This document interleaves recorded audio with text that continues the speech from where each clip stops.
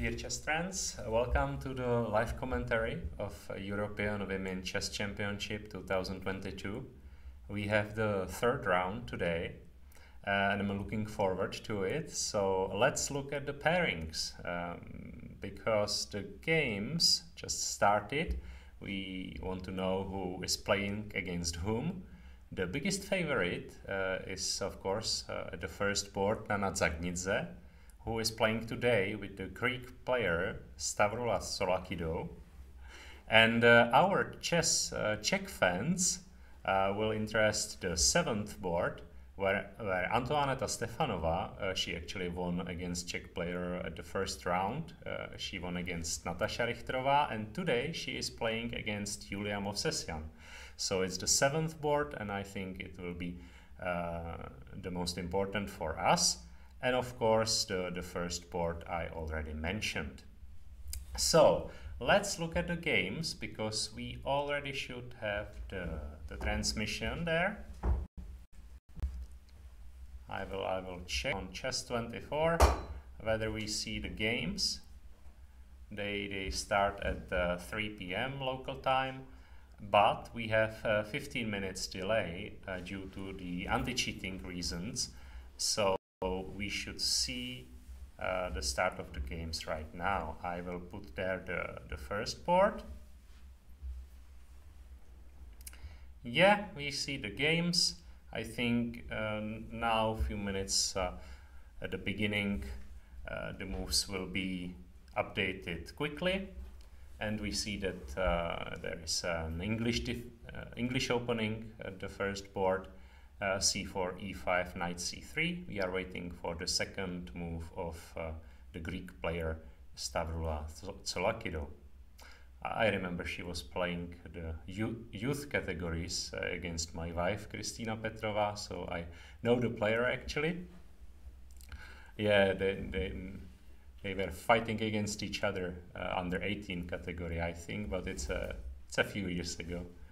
This bishop b4 and knight d5 variation, well, actually I consider it to be good for white, but okay, it's a normal opening. The reason why black did this bishop b4, I expect now her to return to c5, is that this knight d5 can be also exchanged by black's knight, so it's not clear that it's a win of a tempo by attacking the bishop on b4. It's okay, it won a tempo, but it's not clear whether the knight on d5 is better than on c3, so it's a normal line. Okay, I will check the seventh board. I hope it's already on.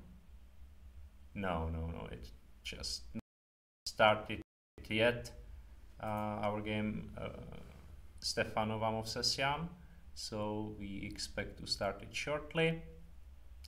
The second board is the game between Alexandra Malcevskaya. I think she changed her federation from Russian to Poland, and she's playing against Nino Batsiashvili, the Georgian player, one of the favorites of the tournament. I can see that it's a normal Spanish opening, Ruy Lopez, as they also say, and the variation with bishop c5, bishop b6, which is considered to be a little bit risky for black, but nowadays with computers you can prepare the line till, I don't know, 20th move, and it's not risky anymore. But it depends whether you remember the variation and also whether you are able to guess, or whether you know what will happen on the board and whether your preparation works. But if it works, it's not risky anymore. But anyway, the pawn is hanging on b5, so we need to do something about it. And the next game, it's on the third board. Gunay Mamadzada, we watched her during the first round, and they are playing normal Sicilian with knight c6, bishop b5. Yeah, they do it quite often nowadays, that then they don't go into the d4 line, avoiding the Sveshnikov. Yeah, tons of variations there, and usually they play bishop b5 nowadays, and then g6 is logical, and of course bishop takes c6 is one of the main lines. So this is also quite normal. And okay, we have also the cameras from the playing hall, so maybe we can have a look. This is the board 5.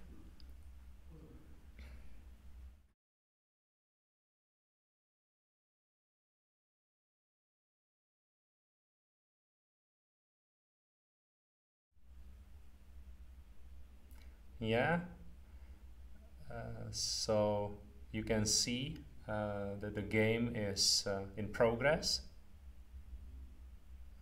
I hope you can hear me now. It's a game between Julija Fatalieva against Alicia Slivická, so Azerbaijan against Poland. And you can also see the playing hall. The third round is on, and yeah, they are fighting. Of course, it's just the beginning of the round, so all of the games are in progress. And you can see the nice playing hall here in the Don Giovanni Hotel. If you are from Prague, don't be too shy, and you can visit us here in the Don Giovanni Hotel. The admission is for free, so you can see me in the commentary hall, and for the first few minutes you can see also the playing hall. But then everybody has to go from the playing hall, and it's reserved only for players after the first 10 minutes. That's why we have the live commentary and also the live transmission of the games. Yeah, this opening is actually also quite normal. I can see that we will have a nice normal day today. I'm looking forward to it.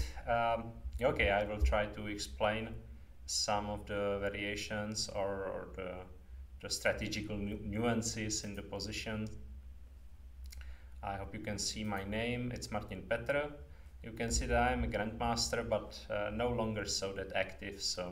So I don't know the theory too much, and I already told you during the first round that I'm looking forward to the middle game, because that's where I can explain something. Here, these variations, the theory, it's not my hobby. But anyway, I will try to do my best. I can understand that the c3, d4 line against this kind of Spanish with d6, I think it's a Steinitz variation. It's quite normal. White is supposed to have a slight advantage, but nothing really big is happening. Then white can choose whether he wants to or she wants to play d5 or not. And yeah, d5 and c4 is one of ideas. And also you can castle, play bishop c2 and hide the bishop, and then play normal Spanish line like rook e1, knight d2, knight f1, and it should be quite normal. Okay, do we have the 7th board? Yay, the game started. Oh, thank you for the coffee, Radim. Oh, they are looking after me. It's good. It's good. Yeah, so the game started. Luckily for us, maybe Antoaneta had some, I don't know, delay. But all of the players are living here in the hotel, so there shouldn't be any problem. We have knight f3, c5. That's an interesting move order. Now it's the question whether white wants to go e4 and transpose the game to the Sicilian. But I can tell you that Julia is playing the Sicilian actually. So I think she wouldn't mind e4 move, because they will be back in the Sicilian and it's okay for Julia. So I think Antoaneta will play something else, because she already decided to go into a closed line by playing knight f3, so I'm expecting something like g3 or c4 or something like that.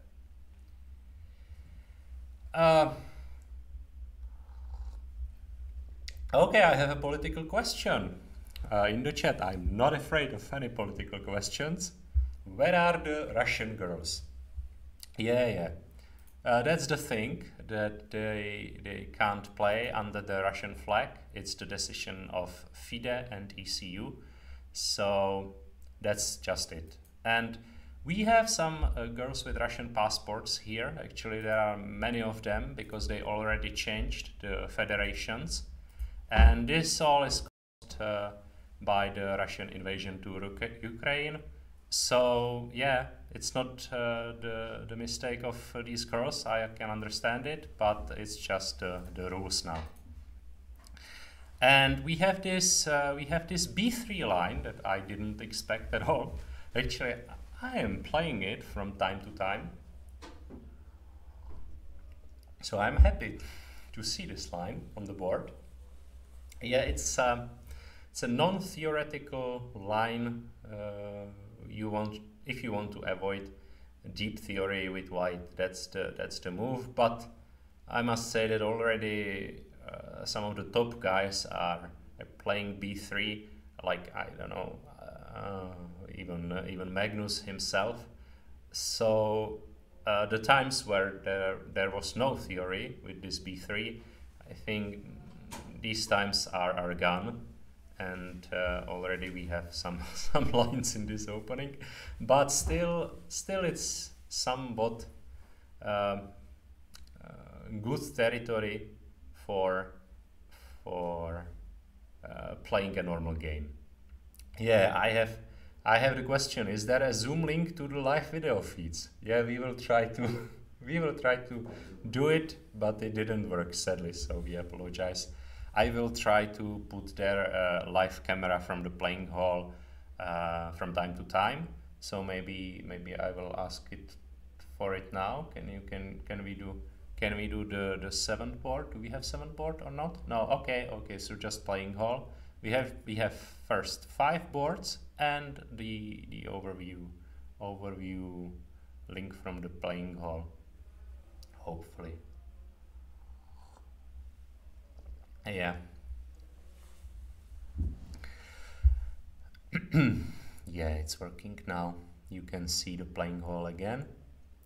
I hope our Czech players will get to the first 5 boards of the tournament, but yeah, you know, we are not favorite here. We are very happy that we can host the European Women's Chess Championship here in Prague.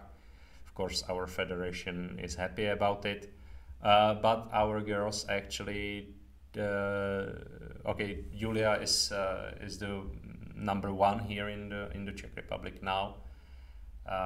She's actually from Russia too, originally, but yeah, she's like 2290, as you can see. So there is a lot of work in front of us regarding women chess in the Czech Republic, because we also, of course, we want to have the top girls in Europe, but it will take some time. Actually, there are many talented girls here in this tournament. I think we will check their games during the live commentary. We have a few good girls, around 18. They are around 18 years old, let's say, and they are playing quite well. So I think we will check their games. Now we are waiting for the second move of Julia Movsesian. Yeah, she's somewhat thinking, and even this b3 move, it took 5 minutes for Antoaneta to play. I'm quite surprised by the amount of time she was using, but okay, maybe she wanted to have a normal game without theory, and she didn't expect this c5 move, so yeah, they will think. Okay, I will check the first board again. Okay, we have a lot of moves here. There was this knight d5, bishop c5 I told you about. e3, yeah, I like this variation. And now b4. Okay, wait, that's aggressive. That's aggressive. And you can see that white wanted to exchange this knight for the bishop. She didn't want to exchange it for the knight, as I was talking about it. And this is, I think, some kind of a variation which I am supposed to know, but I don't. I like it from white, actually. Okay, this b4 was a very interesting idea. Okay, Nana Zagnidze, she knows a lot about opening theory. She has vast experience in chess, of course, so it's difficult for black to have a normal position out from the opening with her. But yeah, I like this b4 idea. I've never seen it actually. Interesting idea. Of course, it's possible to go, but bishop e7 is a normal line. Bishop f8, you don't wanna do it in an opening to move back with the bishop, so this is logical. Bishop b2, and the idea behind is that if black takes on b4, I can take on e5, and this is very good for white because of the bishop pair, and also I was able to win the central pawn of black. This is not good at all. Well, I would go d6 maybe. Okay, castling is normal, and now knight e2. Okay, my. Oh my. Okay, this is something. I can understand that this was not what white wanted, maybe due to e4. It was also possible knight d4 is quite normal then, but okay. Yeah, black will have a tough time in this game. Sadly, I'm not an expert, so I don't know where it went wrong for black. But honestly, I like this whole variation with knight d5. Yeah, I think they do not play bishop b4 so often these days. They usually start with knight f6. Yeah, this I find more logical. So maybe the whole variation is somewhat worse for black.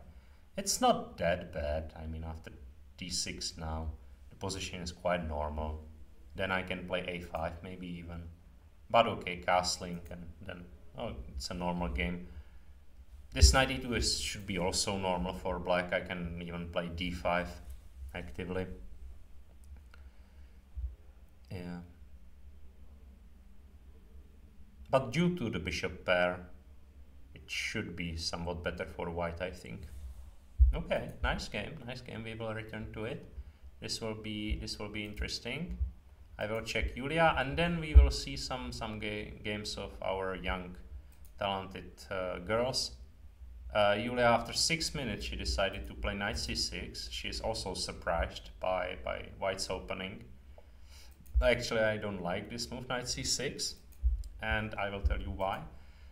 Because usually white is playing e3 in this opening, let's say, I don't know, d5, e3. And then with this knight, then bishop b5 is quite possible, pinning the knight, and it reminds Nimzovich defense with the colors reversed.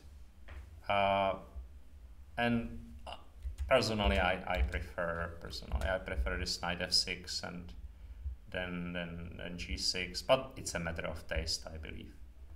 But this move order is somewhat suspicious, because you need to develop these pieces anyway, and now you already decided that the bishop goes here, and then you don't need the knight c6 move. Yeah, so somewhat I don't like the move order of black.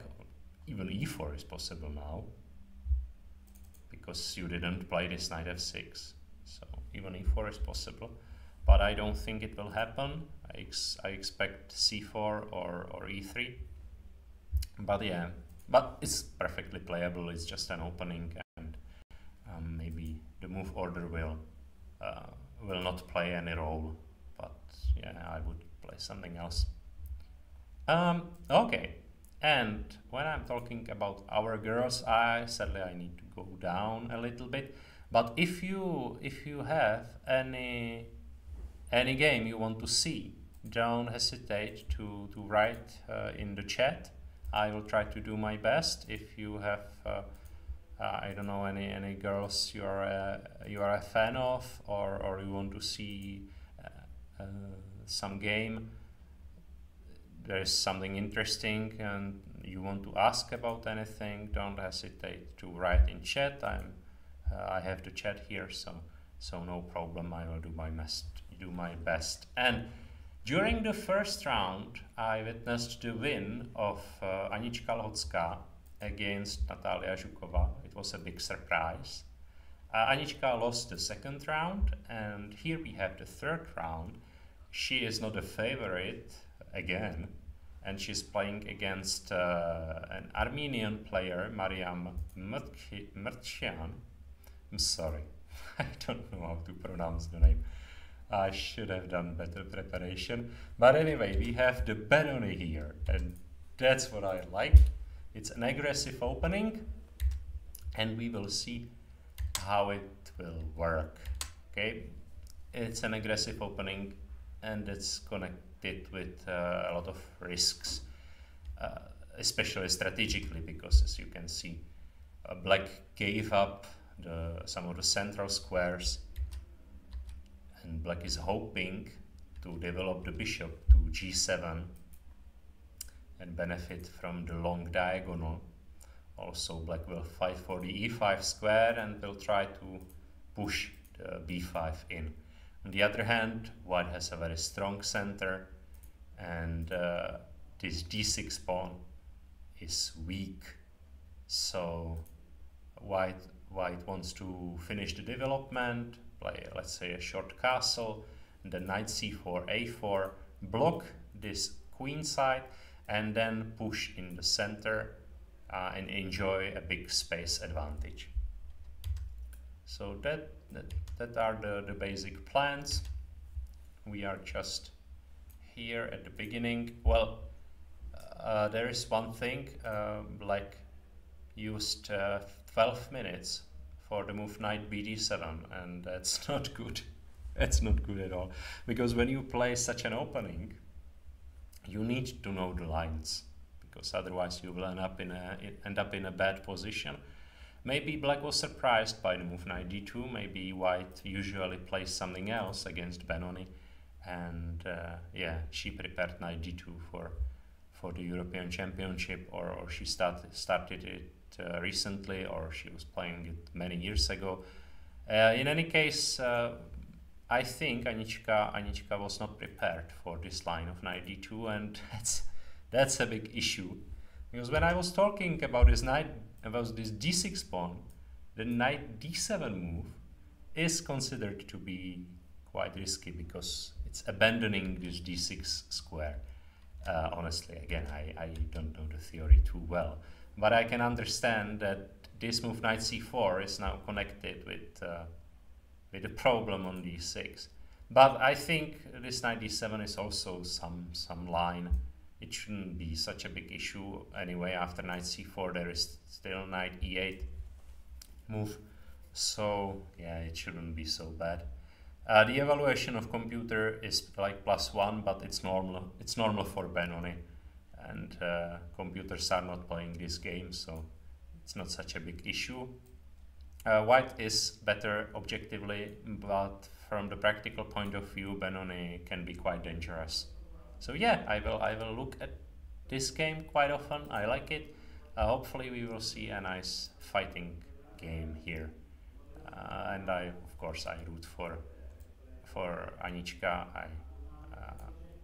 I want to see her win the game, of course. So we will return to the 7th board, but no, we have no move there. I'm expecting a big time trouble here, because we already started 25 minutes ago. Is it possibly? Yeah, 25 minutes ago, and they were able to play only 3 moves in 25 minutes. Oh my, that's a slow speed. Yeah, usually we expect these strong players to move a bit faster in the opening, right? They are thinking about something. I don't know, maybe the c4. But yeah, somehow I believe Antoaneta should make a decision soon. Okay, there can be also a problem with live transmission, but I don't expect it. And the first board, I suggested this d5 move. a5 was also on my radar, but I would rather play this d5, but okay, a5. And now you can see that Nana Zagnidze knows her stuff. She reacted very quickly, and Black is under a big pressure here. positional pressure right out from the opening. There is the bishop pair for white, and the only disadvantage of it is the lack of development. The bishop is still on f1, the rook is still on h1, so black needs to act decisively, I think, and have some compensation for these two bishops, because otherwise it's just worse. You know, when you play this d6 move, like black did in the game, I think this one is just worse right up from the beginning, because you have no counterplay, right? When the knight is usually on f3, then there is always this e4 move. It's something. But the knight is going to be on g3. Show me, where is black counterplay? Where? Because normally when the knight is on g3, you can play h5 or something like that, but now you can't. I just take the pawn, because you no longer have the rook on h8. So I believe black somehow mixed everything up in the opening, and this one is just better. Okay, now g3 already on the board. Yeah, this is a big inspiration. I will start to play this with white. But usually they don't play bishop b4, right? Right away. Okay, knight g3, and I don't see any counterplay for black. d5 is already with a loss of the tempo. c6 goes nowhere, but maybe it's the best what black has. And apart from that, nothing. White will just complete the development by playing bishop e2, short castle, and then the plan, I will just put there some moves, I don't know, or, like these moves. It's not good for black, but anyway. And then the plan is to play either d4 in the center, or there is an option to play f4 sometimes. I'm not saying that it's the best move now, but f4 with the idea of opening this bishop from b2. And this bishop will play a key role in the game, I think, because it has no counterpart. Black has no dark square bishop, and this is bad for black. So yeah, we. I think this is just better for white.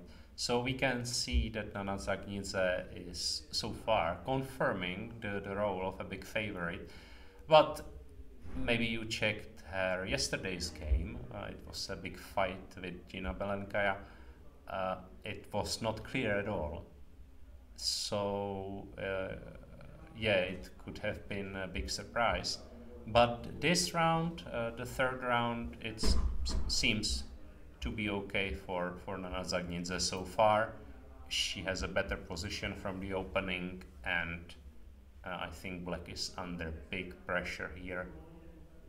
We don't have these moves like bishop e6 on the board. So far we have this knight g3, but bishop e2 and then castle is a logical way to go, and I believe white is much better here. So something went terribly wrong for black in the opening. And I think when you play this variation of bishop b4, you need to know what's the follow-up and whether you are supposed to play this d5 or not. Because over the board, when you are under pressure, you are playing at the first board of European Championship, it's a big amount of pressure. And it's better to know your stuff and know the variation. Okay, this really doesn't seem good for black at all. So we can check the second board. We were there a few minutes ago, and I was talking about the weakness on b5. And it's still there. It's still there. Computer is even suggesting knight takes b5 now. Quite logically, right? The pawn is hanging. And honestly, I don't know where is the problem for white after knight takes b5. Okay, let's try. I think it's a theory somehow. Maybe knight a5, yeah. Bishop's hanging, I have to go like this, and then maybe bishop c5. And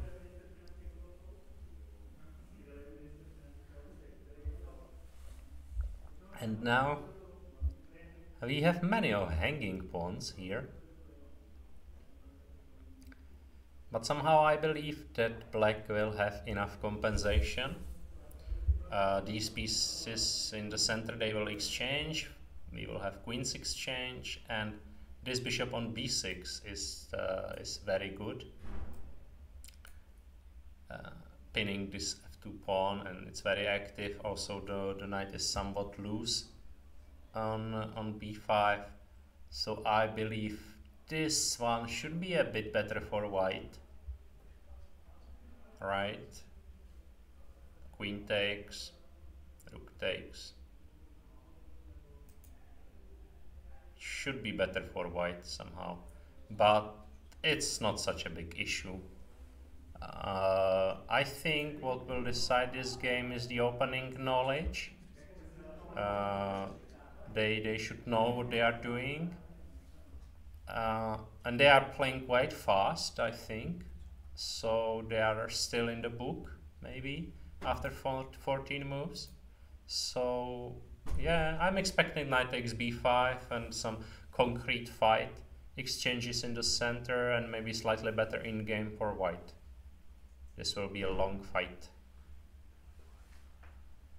Yeah, you know, Batsiashvili is the favorite, but she has black pieces. It's already the third round, so these opponents are worthy of each other.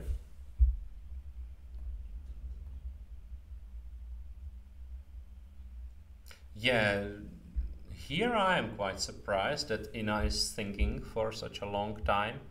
Well, time troubles are normal for her, but anyway, maybe it's the issue in the transmission, because I do not believe that she's thinking for 20 minutes over her sixth move in a pretty normal position. This is a pretty standard one. Yeah, I mean, she can think, of course, but it's a big loss of time, and she will need time, that's for sure, in the game. So yeah, yeah, I'm surprised by that. I hope she will play the rest of the game more quickly. The time management is actually quite important in chess. It's good to have time during the critical moments. You should use time when it matters, and I don't think here it matters. I mean, there are plenty of options, starting with knight f6, e5, queen c7 even. Yeah, plenty of options, or b6, and I mean, it's just a matter of taste. Of course, there are opening lines and there are some theoretical issues, of course, but if you don't know it by heart, then you really need to decide by your intuition and choose the time wisely in the next phases of the game. I don't think it's wise to use 20 minutes here in this position. She will miss the time, I think, in the future. Yeah, so back to the game of our best player, Julia Movsesian. Antoaneta was really thinking for 8 minutes, that's also a lot, and she played c4. Yeah, that's quite normal, and she could have played it in 30 seconds. E4 was the possibility she was contemplating, I think. I have a chat suggestion. Can you have a look at board 8? Of course, Kevin. In a minute, I am going there. After I check this knight f6 move, which is quite normal, and I'm expecting e3 going into some normal line, like e3, d5. E takes d5, bishop b5, something like that. Yeah, it's supposed to be normal, maybe slightly better for white in these days, but completely okay for black also. So then we can have this 8 board, Monika Sochko against Tiana Blagojevic. I'm wondering whether Kevin is the fan of Monica or Tiana or the position. Okay, I will check the opening. It's an Italian with d5 played very quickly by black. This d5 is again considered to be slightly risky.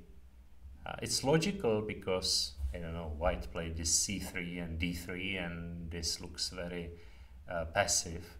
But on the other hand, the bishop is very nice on c4 and e5 is hanging from the knight and the rook. And that's the biggest issue for black. And it's actually quite difficult to defend the e5 pawn without any other concessions, you know, because how do you protect it? You can't do it by the bishop because the knight on d5 is hanging. And if you do it by rook e8, again, this diagonal is very important and you are weakening this f7 square. And moreover, there is this d4 trick, which is quite annoying. So you can't play rook e8 because now it's just lost. After e takes d4, I take the rook and then I take the knight.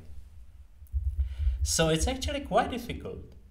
But it was a theory for black, and she knew that she can sacrifice the e5 pawn by playing bishop g4 and bishop h5. Why is that a sacrifice? Because white can play b4 and b5, chasing away the knight and the defender of e5 square, or I can even consider this g4 line, and I don't know the theory at all. I wouldn't go there without an opening knowledge. Also, they are playing this d5 idea a little bit later, sometimes, where the knight is already on d2, and then the knight is jumping to e4 and g3, destroying the pin of the knight on f3. So that's one of the plans I've seen recently. And also they are playing bishop b5 from time to time to attack the c6 knight and also putting up the pressure over the e5 square. Here white chose b4 and I think that's the theory. Also she spent only 1 minute over b4 and b5, so that's something. And she was able to take on e5 with the rook. And now I believe the theoretical continuation is to play knight f6, defending both the knight and the bishop. And it's quite normal position. White goes knight bd2. White is a pawn up, but black has a good compensation. These pawns are weak. Black knight can destroy the light square bishop. And also black has slightly better development, so there is definite compensation for the pawn. On the other hand, white has no big issues, and if white is able to complete the development, then he is a pawn up. So it's a normal line around equal. But knight takes c4 happened, and that's a surprise for me.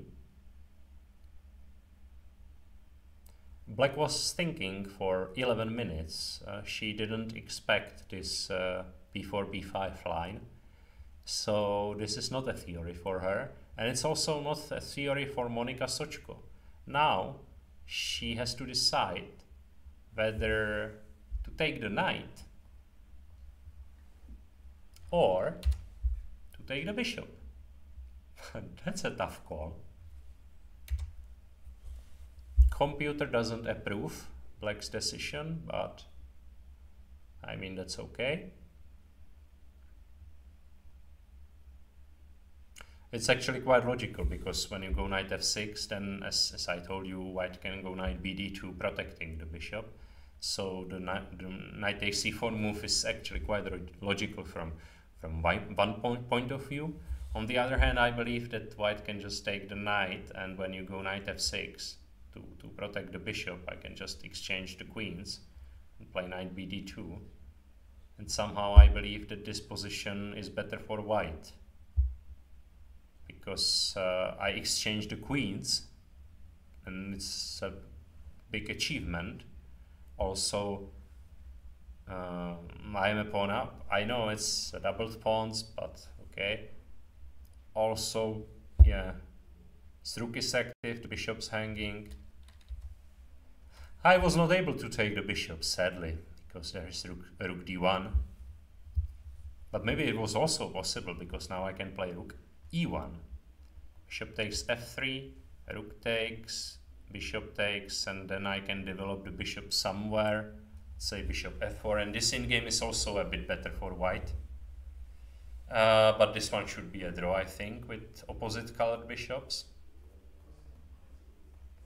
Yeah, but these lines are tough, and that's why Monika Sochko is thinking.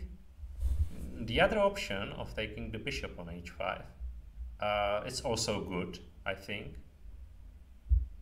Yeah, it's also good, but she is thinking for half an hour, but I can understand it, because this is the critical moment of the game. You either take on h5, which is a pretty non-standard position with chances for both sides. It should be slightly better for white. Or you go to the in-game, which is also slightly better for white. So you need to understand which one is better, which position you want to play. And it takes some time. You can't do this intuitively. I mean, this is a hard choice. So that's why Monika Sochko is thinking. So I hope Kevin Chen is satisfied with our analysis, and we will return to this game later. I also know Monika Sochko. I don't know black player, but white is a very strong player, and this is an interesting line. Yeah. Personally, I don't know. In a rapid game or simultaneous exhibition, I would surely take on h5, but in a normal game, I think d takes c4 is a bit better. It's an advantage for white. Yeah, but okay, maybe this one.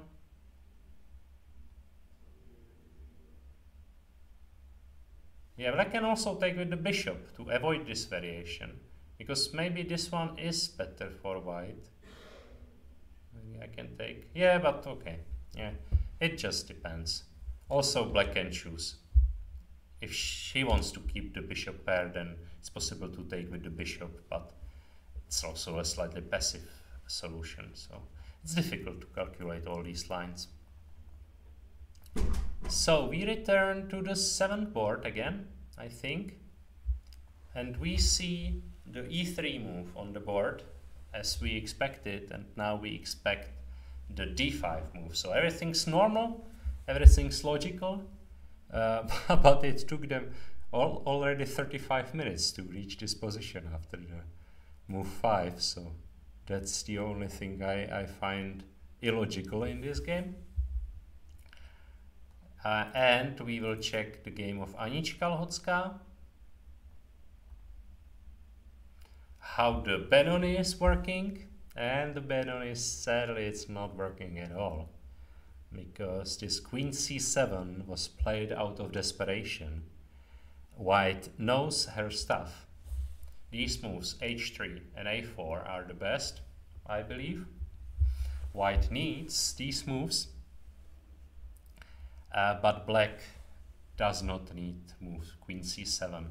Usually this move is really made out of desperation, because it's a way to protect the d6 pawn, but yeah, you don't want to do this. The queen is somewhat misplaced on c7.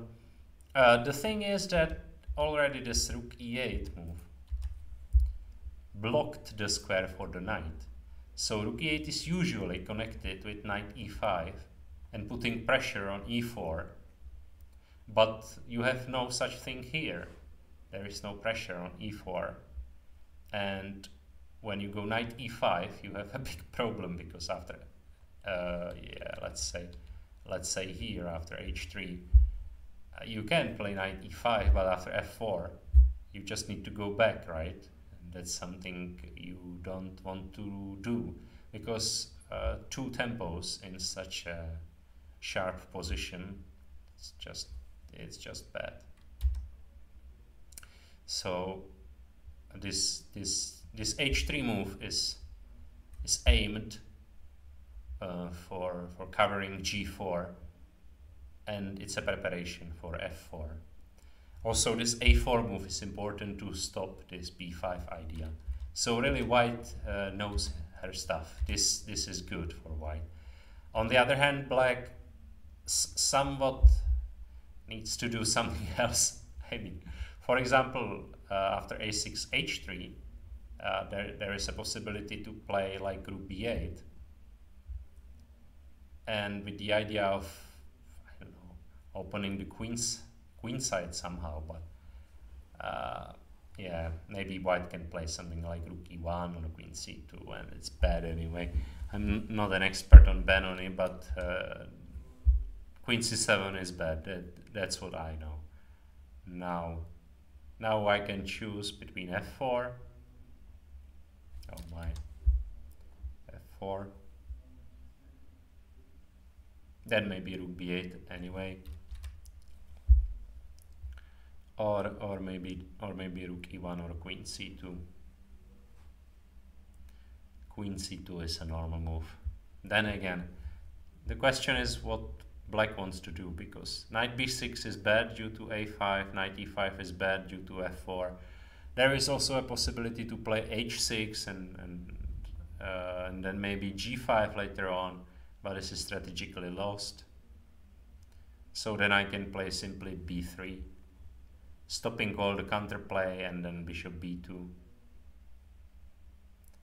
Bishop b2 then, and yeah, this one I don't like. Sadly, Anička will need more experience in Benoni, I think, but she's very, very young, so I think she will gain some experience also maybe from this game. Hopefully she will be able to turn the tables somehow, but this position is just bad. Okay, and we have a clash of generations here, because our youngest player, Karolina Marková, is playing against our oldest player in this tournament. I mean, Eliška Richterová. Eliška, she is a very famous Czech chess player. She even played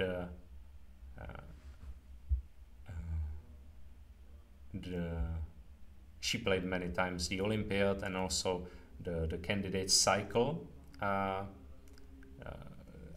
not an expert on chess history. There was zonal tournaments, so she played the zonal tournament in 80s maybe. I will need to check. Yeah, so you can understand that she has a vast experience, and she has a rating advantage of 600 points in this game, so really black is a big favorite. But okay, the opening is okay for white. I mean, it's good. You are going to make a long castle and then to attack in the center and on the king side, and you don't need such a big experience for that. So I would be happy with white with this opening. I mean, it's quite okay. I go just knight f3, then h3, then maybe developing the bishop. Yeah, the only thing that white spent 26 minutes on bishop d3, and that's not good at all. And that's a lot of time. And moreover, the bishop d3 move is somewhat not good. I don't like it at all. It's blocking the d file. It's developing the bishop. Okay, that's the bright side. But black can even play knight g4 now, destroying the bishop on e3. So yeah, I don't like bishop d3 at all.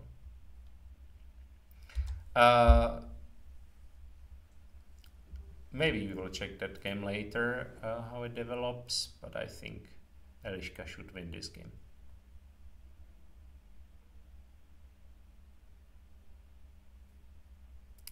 So we will return to the top boards, right? Okay, Julia played a6.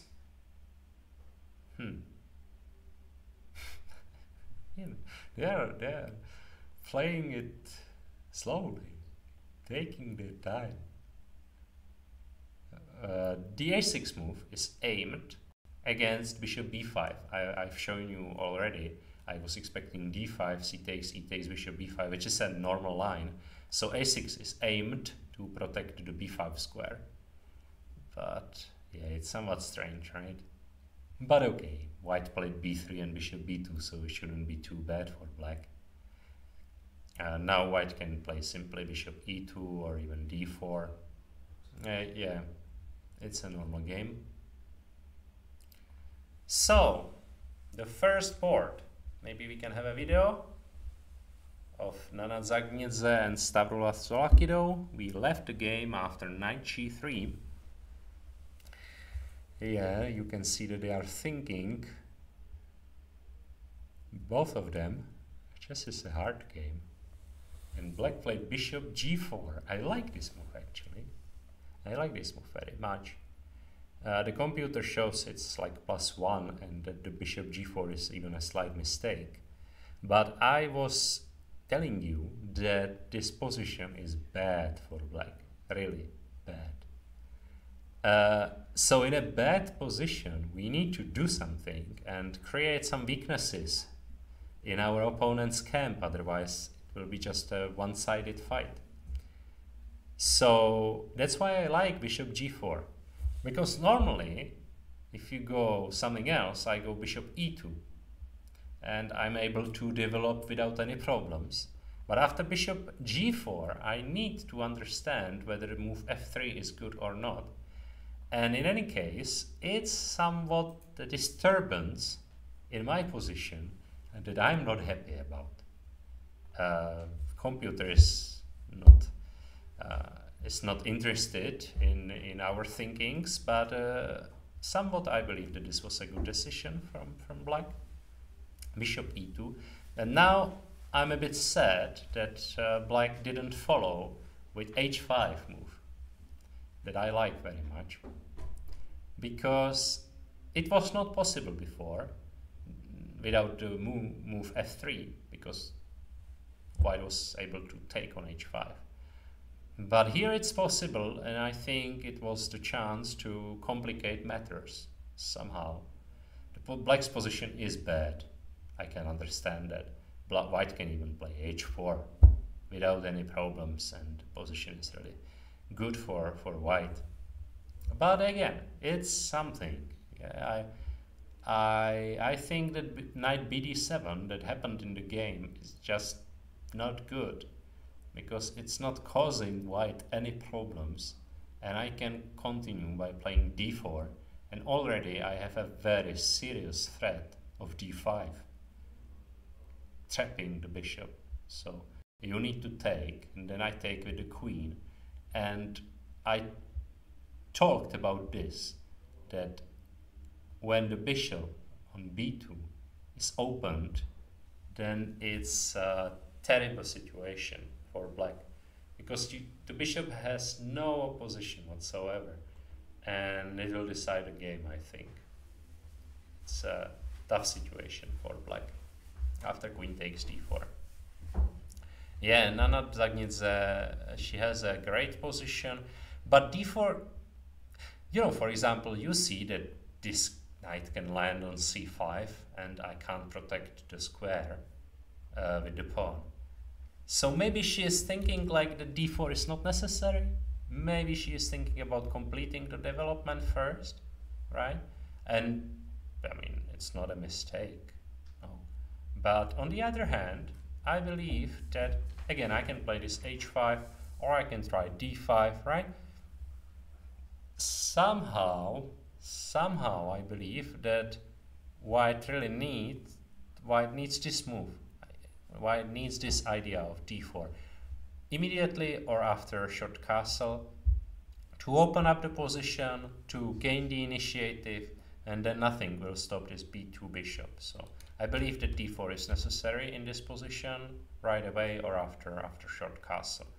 White can also play this f4 plan I suggested earlier. It's also not that stupid, but when black reacted with bishop e6 and knight d7, I think that's the ideal moment for d4, because the bishop has big problems on e6. So Yeah. This is a strategical lesson. So far, we will see whether a black player will complicate matters somehow. Okay, the second board, really knight takes b5 happened. Not telling you some rubbish today, that's good. But sadly for Nino Batsiashvili, she was thinking for 11 minutes, and I really don't like this queen e7 move. I believe she didn't want to go into the end game after knight a5, bishop a4 and bishop c6. She didn't want to lose this pawn. I can understand that from the human point of view, but after queen e7, it's just a pawn, right? I can play bishop a4 anyway, and it's just a pawn. And the compensation starts to be a little bit weak, I think, because this queen is good for protecting the e4 square. Maybe there is some maneuver of knight d8 or something like that. Maybe. But no, I don't think that's a good position for black. So I don't like this queen e7 move, honestly. And we can have a surprise at the second board, I think, today. The opening worked very well for white. Thinking, you know, Vatsiashvili, she was somewhat not prepared for the direct assault on the b5 square. And white took the pawn. Why not? Thank you very much. And I will hold that pawn and win the game. Maybe. We will see. And the third board, yeah, I mean, this is unbelievable. Ina Gaponenko was thinking for 37 minutes? Like, really? Over queen c7, which is one of the main variations here in this position. No, this is not good. I mean, she will miss the time. She will miss these 37 minutes. It may be the error in the transmission, but usually no. When you have the move and you have the time, usually it's around correct. And no, this is not good. I mean, the move is good. The move is normal.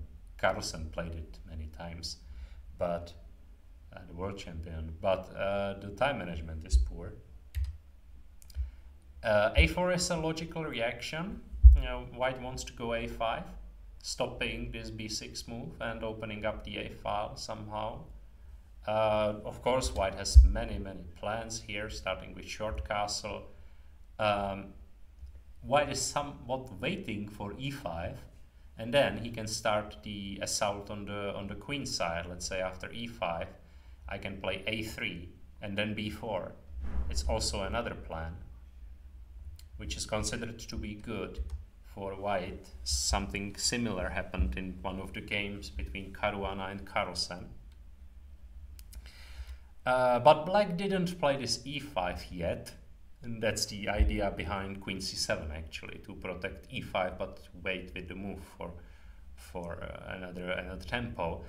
The next possible plan is bishop e3, but again we need to wait with this move because b2 pawn is hanging, right?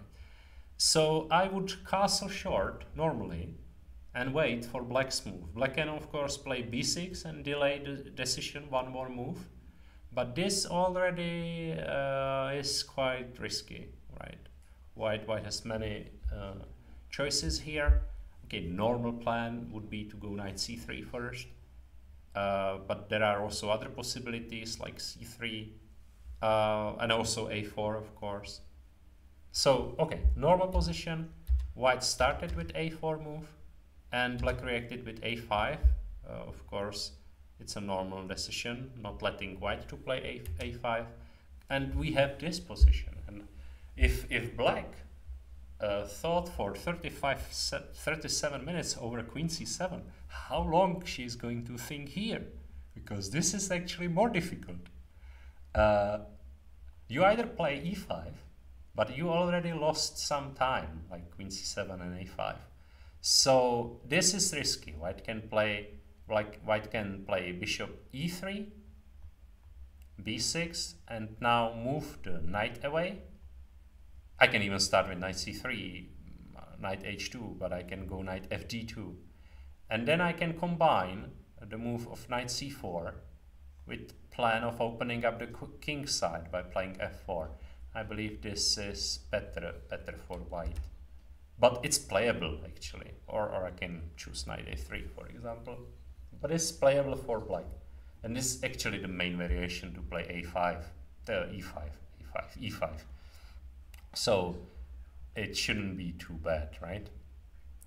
But apart from that, you can play also knight h6 or knight f6. Here I don't think knight h6 is good. The knight can be trapped here. You can see that now I can sacrifice the b2 pawn because I already have the square for the rook. And I can also even play knight bd2 here. The knight on h6 is badly placed. It's usually connected with the idea of playing f6 or f5, but in this position this is just not good because c5 is hanging. And when you go b6 here, I go queen d2 and this position is just over. You have to go back with the knight, right? So the other option is to go knight f6, and then the knight goes to d7 usually, but it's quite slow. And also you are blocking the diagonal, so I can develop the bishop again without moving knight c3. So yeah, there are many ideas in this position, but you need to know them. I mean, you need to know the precise move order, because otherwise you will spend a lot of time, and you will miss that time later. And that's exactly what's happening in this position to black player in Agaponenko, because no, she needs to move. Come on, she needs to move. It's only move 8, and the time travel is already approaching. They have 1 hour and 30 minutes for 40 moves, and she gets 30 seconds per each move. But playing on 30 seconds, it's very, very tough. So it's already a big time advantage for white, and also the position is a little bit more pleasant for white. So I believe here we will see no surprise, and it's the third board. Yeah, third board. Then we can check the 7th board again with Julia. Of course, we have this d5 on the board. And I think it's a good time for the first break. I will order some lemonade, and in 10 minutes or so I will be back. Thank you for watching. Thank you for being here with me. Don't be too shy, and please ask some questions. You know that stupid questions are good for improving other people's feeling, so don't be too afraid and ask me anything, or whether you want to see some concrete board, not from the top 3. Don't be too shy and ask me. Anyway, let's have a short break.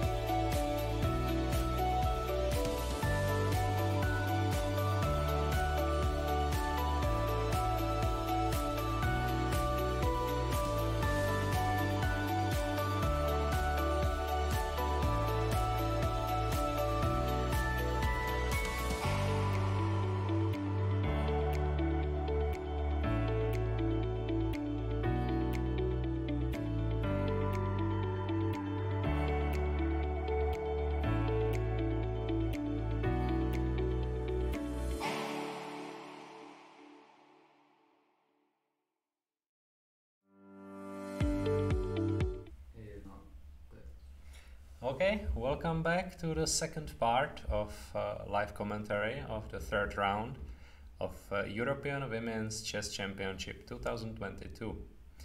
We are live in Don Giovanni Hotel, and in the chat you can see the link for the cameras from the playing hall, and of course I will try to do my best with explaining the moves of the games that they are currently in progress in the playing hall. We have the game between Antoaneta Stefanova and Julia Movsesian. Julia is the best Czech player here. It's the 7th board, and girls are playing slowly. We have the position I talked about before the break. Really, d5 happened, and c takes d5, e takes d5, d4, which is quite a normal continuation. This a6 move was aimed for protecting the b5 square, and I think this position is quite normal. I expect c takes d4 now, because you can also play bishop e7, trying to develop the pieces, trying to castle short, but it's a loss of the tempo, and after bishop e7 there is a possibility of d takes c5, also possibility of knight c3 maybe, and then d takes c5, and I believe that this bishop e7 move is too slow, so I would prefer c takes d4 now, knight takes d4, and bishop b4 check, which is something to disrupt white piece coordination. Black has to do something, because otherwise she will end up with a bad pawn on d5, in a bad position with queen's isolated pawn on d5, because white has a stable blockade on d4 and very good bishop on b2. So black really, she doesn't want to end up in a normal position with let's say this bishop e7 move. She has this possibility of bishop b4, and I think that really she should play this. Otherwise, black will be in a bad shape. For example, after knight c3, black can continue the aggression by playing knight e4, and it's already something, because after rook c1, that is quite logical. Black can continue queen a5. And you know, it's risky, of course, because black has no castle. She still has the king on e8.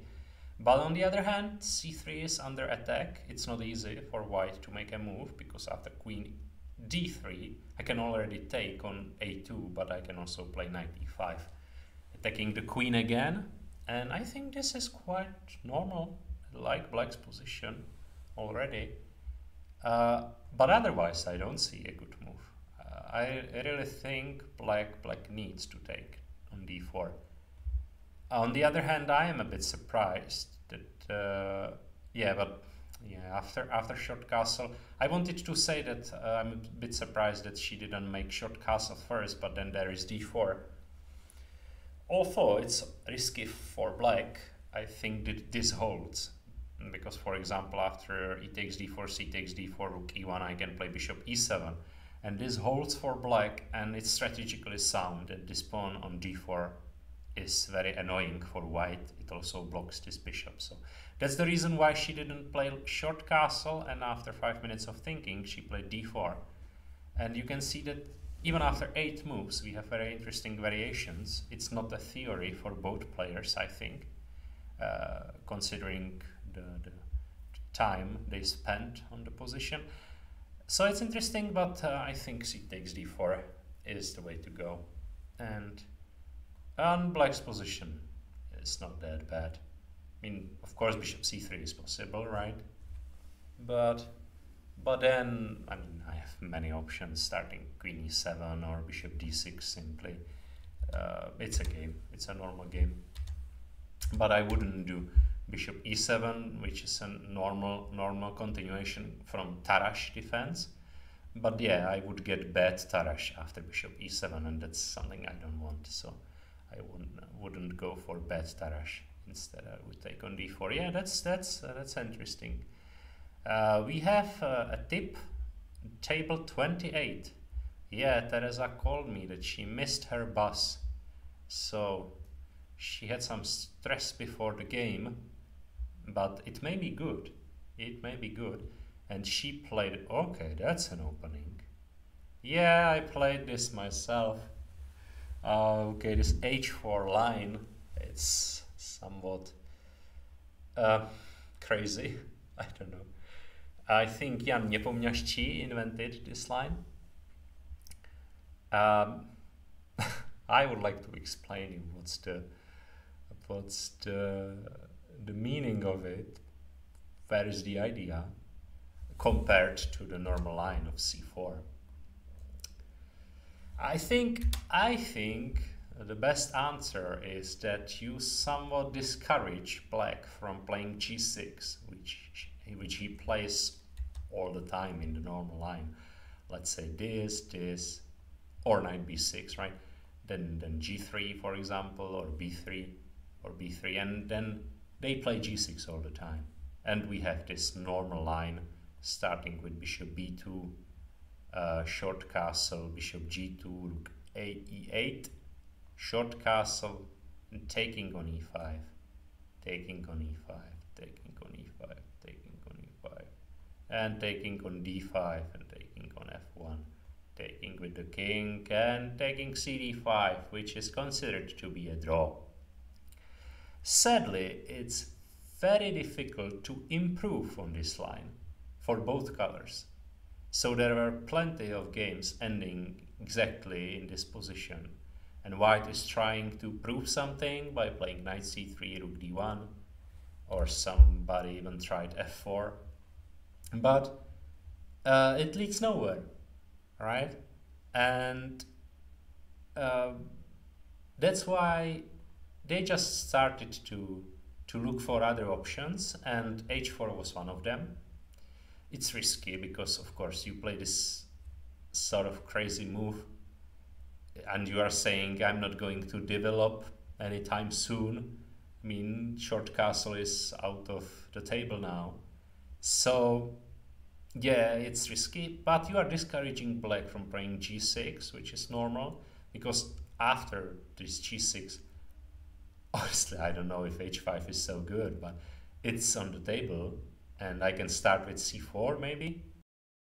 And then I have this idea of bishop g5, also this h5 move. So, yeah. I think after bishop a6, maybe I will start even with rook h3, and then all of this is on the table, like bishop g5, right? For example, you would like to castle long, but I think it's already bad. Bishop g5 is there, and also I can play this rook a3 move, which is also an idea behind this h4, that the rook transfers to the queen side. So it's a different game, and that's the main advantage of h4 move. There are different ideas than in a normal position after c4, bishop a6. So yeah, it's a game, and I think even when I play this line, my opponent also played this a5, but I'm not sure.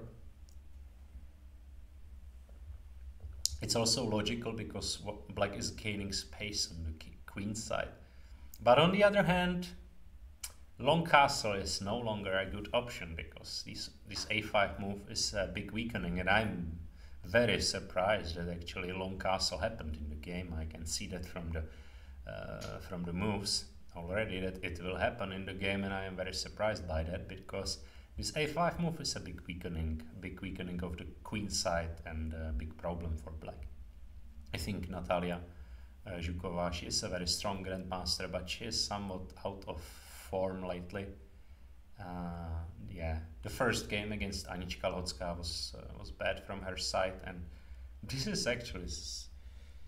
actually good for Teresa Rochstein, I think. c4, bishop a6, rook h3, yeah. Normal moves for this variation, but already this knight b6 move I don't like, because white wanted to play this b3 anyway. Yeah, usually you don't, when you play knight b6, you play a5, then you play a4, you don't play bishop a6, right? Why would you play bishop a6 to attack this covered pawn? somewhat I believe that the move order of black is not working that much. Queen e6, yeah, again attacking the covered pawn, yeah, this is not working, I think. And white is developing normally, and where is the counterplay for black? Usually it's connected either with a4, but that's nothing, right? Or connected with d5, and that's another idea behind h4, because d5 is no longer working, because I can take, and then the rook joins the party through e3. It's actually quite unpleasant for black, because well, yeah, I can play bishop b2 now, or start with rook e3 check. Yeah, and this is pretty annoying for black, I think. All black pawns are weak. White piece coordination is very good.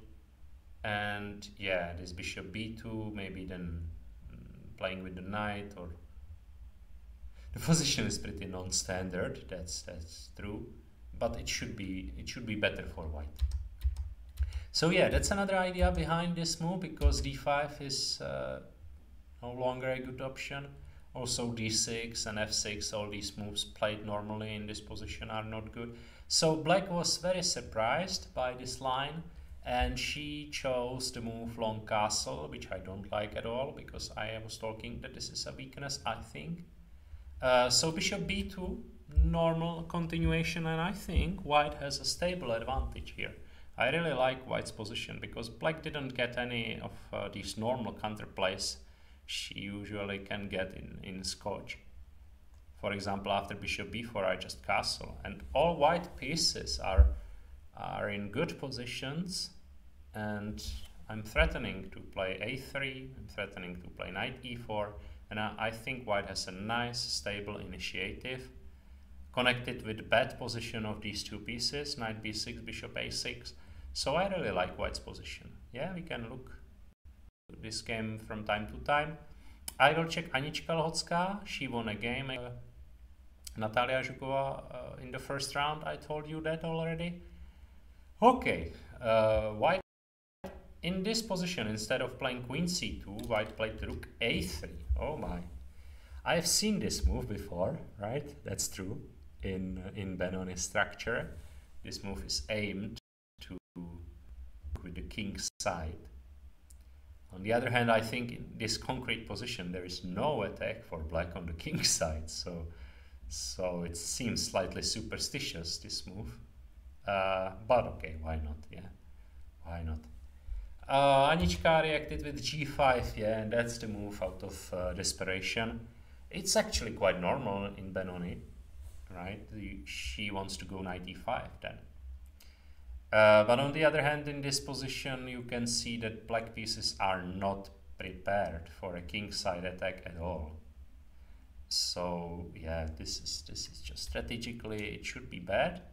f4 I think is a good reaction. Also, it was possible to play knight c4, I believe. Of course my pawn on e4 is hanging, but when you look at this position and my piece coordination and all these weaknesses on the king's side, I believe I will be first, right? I play bishop d3, and then I believe no, black is not going to survive this one, right? No development, all these weaknesses on the king's side. I'm very happy to sacrifice this pawn. Okay, I can even take it back by bishop takes g5, and this is just so bad for black that maybe knight c4 was even stronger than f4, but f4, after 10 minutes of thinking, I can't criticize this move too much, because it would be one of my top choices. I believe f4 is good here, g takes, but I believe knight c4 is really something that you should play. You want to take on f4 with the bishop, right? Knight c4 was a good option, because, I mean, rook takes f4 is not that bad, but this bishop is so sad on c1 now. I mean, he is saying to himself, like, I want to be on f4, right? I think, yeah, the rook somewhat exposed there. Queen f1, okay, that was the idea, to double on the f file. Queen e7, okay, rook f2, normal. You see the rook on f4 was unstable, so it was better to have the bishop there. Rook b8, okay, normal. Yeah, in a pretty bad situation, Anička reacted quite well. This g5 move was at least a chance. But I think, again, knight c4 is the third time I would like to see knight c4 on the board. Because white played knight d1 and I don't like this at all. I mean, this is too passive, no? It's not stupid. I mean, the rook is joining the party and the knight can go to e3 and f5, so it has some logic behind it. But on the other hand, this position is, how to say, a variation type or something like that, right? Tactics play a huge role in this kind of position. It's not a strategical position, it's tactical one. And it's very important to be quick. This is not quick. So I can go maybe bishop d7 here. Or maybe b5 immediately, but yeah, maybe too risky. And then my plan is to go b5. If you go rook g3, I can go call me knight g6, and okay, I may be worse, but I have this b5 plan. Also, a4 pawn is hanging. Okay, I've seen worse positions in my life. And apart from rook g3, I think that after a knight e3, let's say, it's also logical. Again, this knight g6 move looks good. Then I can join with the other knight to h5 maybe. I have b5 also. Okay, I think it was worse a few moves ago. Let's imagine this knight c4 move, right? No, and then bishop takes f4. What are you going to do with the d6 pawn? Or if you go knight e5 and I take on f4, yeah. Then let's imagine the same move like in the game. It's not possible at all. I mean, if you go queen e7, I can just take on e5, and this is a strategical catastrophe. The game will end in a few moves. I can go, I don't know, I can go even d6. Right? This is going to be very sad for black. Then bishop g5. I don't know, what are you going to do? No, this is just a disaster. So, yeah, knight c4, either here or even before. And compare it to this position where there are no knights on c3 and c4, they are on d2 and d1, and this is not good. So yeah, Anička improved her position with the help from her opponent. She improved her position a lot, actually. I'm starting to like black's position here, especially when I know how it was before. I mean, this is much better than from the opening. Okay, and we also checked one of the last games, the game between, where is it? Oh, here. Karolina Marková, and I will tell you that she got here by gaining 1 free point, yeah, because she's the last seed. So now she has a chance to play against a very strong opponent, Eliška Richterová. Knight g4, I told you about this move, and it really happened, so that's okay. But on the other hand, white reacted quite calmly. I like Karolina's reaction. I mean, that's good. And I don't like this queen c7. It's too slow, I think. I think Eliška was afraid of knight d5 idea. Well, that's true. This would be good for white. But yeah, I mean, you take on e3 first, right? You want to do that anyway. And then you can castle call me. I'm not saying this is winning for black, not at all. I mean, white can go knight e2, for example. It's around equal But I think it's better than to play queen c7. That's too slow. That's too slow. And bishop g5 is on the table now. And I think this one should have been played. This should be better for white, I think, because d4 is no longer hanging. Yeah, this one is good for white. She played h3 instead, and really now knight takes e3 was the must. I think after knight f6, white has a stable advantage. That's surprising. And even white played a very interesting move, knight h2. I like this very much. It may be not the best move according to the computer, which was logically knight e2. I know in these kind of positions, computer is suggesting knight e2 very often. The idea is to strengthen the center by playing c3 and then transferring the knight to g3, where it has attacking possibilities on the king's side. So that's a pretty standard maneuver. But on the other hand, I like knight h2 pretty much, because it has a clear plan of going f4. And with the lead in the development, I believe this is the way to go. I like white's position and white's reaction in this position, and I hope that she will play f4. And the rating difference of 600 points, I can't feel it here in the game. I think white is better. And the problem is that she already spent a lot of time. Maybe she is a little bit nervous, which is understandable. But yeah, she will be in a time trouble, and that's a bad thing. But the position is objectively good now. It's not the end of the world. I mean, black can play knight bd7. And now it's not clear whether white has anything concrete. Maybe even a4 is the best move now to stop black's potential aggression on the queen side by b5. So yeah, maybe a4. But I would say white has a stable positional advantage. I can return with the knight to f3 and the position is better for white. So okay, that was interesting, and now we can return to the first boards. And the game between Nana Zagnidze, the biggest favorite, and Tsolakidos Stavroula, the Greek player. After 21 minutes of thinking, Nana played the best move. Yeah,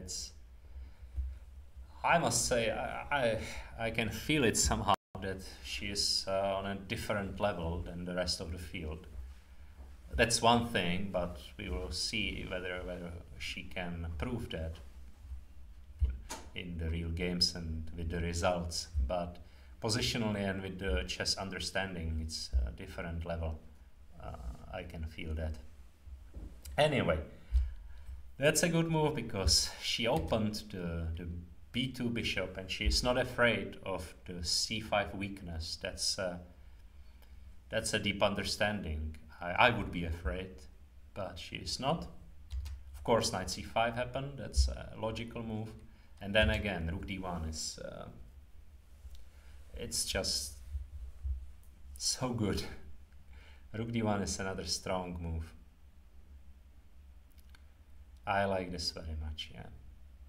The white's position is much better. She stepped out of this fork on b3, so after a4 she has the possibility of playing a3, stopping the queenside aggression of black. So that's one idea behind rook d1. The other idea is that black can somehow consider playing d5, but not anymore. After d5 there is c takes d5, bishop takes d5, and that's where the rook is also useful. White will go knight f5, and black's position is falling apart. The c5 knight is hanging. After queen e6 I can take, and then take queen takes c5. And here in these kind of variations the rook d1 also comes as a useful piece. I believe that white can play e4 now, cementing her positional advantage with the bishop pair. And also I should mention that maybe the main idea of rook d1 is that somewhat knight a4 is a threat now. Let's imagine you play short castle. I believe a4 would be the move, and then a3. That's something white didn't want to allow. But also knight a4 is somewhat an option. But then I believe bishop a3 would be the reaction. But okay, I think that's something white doesn't want. The bishop on the long diagonal is perfect. So that's another reason for rook d1. I like this move very much. It's deep understanding of the position. I like this one very much. And e4 is on the board. Really, this is a strategical concert. Stavrola is on the bad side of this concert. I hope she will fight, because it's not lost. The position is just bad. And I've seen so many bad positions changing completely, dramatically in a few moves. It's possible still. But the opening phase worked very well for white, and black has big troubles here, big problems. The decision to castle later was very good. And now I don't see any black's counterplay. I would go, I don't know. I don't know what I would do. I don't know. Everything's bad. I would go a4, right? So I would have to go somewhere after a3. So then maybe knight b3. Yeah, why not, right? Queen c3. And then something in the center, c6. Yeah, this looks good. Somehow I found something. At least I'm trying to have some counterplay, and then if God allows me, then I'm going to play d5. You know, I have to do something, because otherwise it's just bad. Okay, there is also an idea after a4 to play bishop a3. It's also one way to stop black's initiative on the queen side, but then I believe rook knight fd7, and it's somewhat playable. But queen f8 happened in the game, and that's just bad. No way, this is good. No. I mean, I can understand that black is preparing knight fd7, okay? I can understand it, but I mean, this move is just bad. So yeah, this one is winning for white already, objectively. Objectively, computer would win this position for white. But, okay, it's a human's game. We will return to this game later, because there will be a time trouble. After 16 moves, they already have only 40 and 50 minutes until the move 40. So it's like 24 moves. Already they are beginning to feel the time pressure in this game. So, okay, yeah. Okay, the second board, we were there before. We ended in this position after knight takes b5. After queen e7, really this bishop a4 came, but after 41 minutes of thinking, oh my, that's a lot. Rook fd8, queen e2, and I evaluated this position to be better for white. I believe that's true. Now I would go rook d1 maybe. Bishop e3. Okay. What was the idea after bishop takes e3? Well, and black didn't take on e3? Oh my.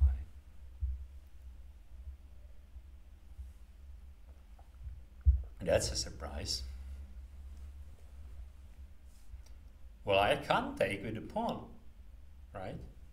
Well, it's positionally stupid, and knight g3 is there. So queen takes, but after queen takes there are on knight f4 and also knight a5. The knight's hanging, and I can even, and the knight has no place. You can't take here on c7 because I'm going to take somewhere, right? Here. So this looks bad. It was white's idea after knight a5. Come on. I mean, maybe knight a7. Maybe. But then I can take on h3, right? No, this looks so dangerous for white. Yeah, these king sides attack I like. When you take and all else, I just join with my pieces. And then I have this rook d3 idea, knight c4 idea, and all my knights are joining the party. And this is going to be pretty bad for white. I think we have a missed opportunity here after bishop e3. Anyway, this position is dangerous for white. There is definite compensation. But after, I don't know, rook d1, the compensation is there, but it's also not that big. I mean, white is a pawn up. Let's imagine black would play the same move, which is, I mean, no longer good. Then after I can play b4. Where are you going with that knight, right? Or I can calmly just play king h2 and prepare for your still non-existing attack. I mean, when you don't have this move, you have nothing. Of course you can jump there, right? But then I just take. And I'm happy with this position. There are no threats on the king side. Then I just go e5, and I think white is objectively maybe even winning. So yeah. And this bishop e3 move was played after 28 seconds. Oh my. I can understand it, white started to feel the pressure, the timed pressure, because she has only 35 minutes already, but this move is bishop e3 is something I can't recommend. Yeah, because it's dangerous after bishop takes e3 and knight a5. But even this normal move, knight f4, looks pretty tempting. Maybe she was afraid of knight takes c7, but come on. Instead she played queen f6, okay. It also has some logic behind it. The problem is that I can play rook d1 now, and after bishop takes e3 I will take with the pawn.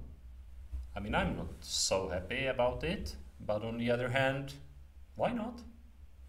I blocked the f4 square, and after knight g3, okay, this will happen. I can play queen c2. Okay, I'm not super happy, but anyway, it's much better than this position with the queen on f3 and knight on f4. So yeah, but I'm expecting bishop takes e3, because apart from that I don't see any viable continuation for black. Because after queen f6 also the d file is weak, and imagine the knight moves somewhere, then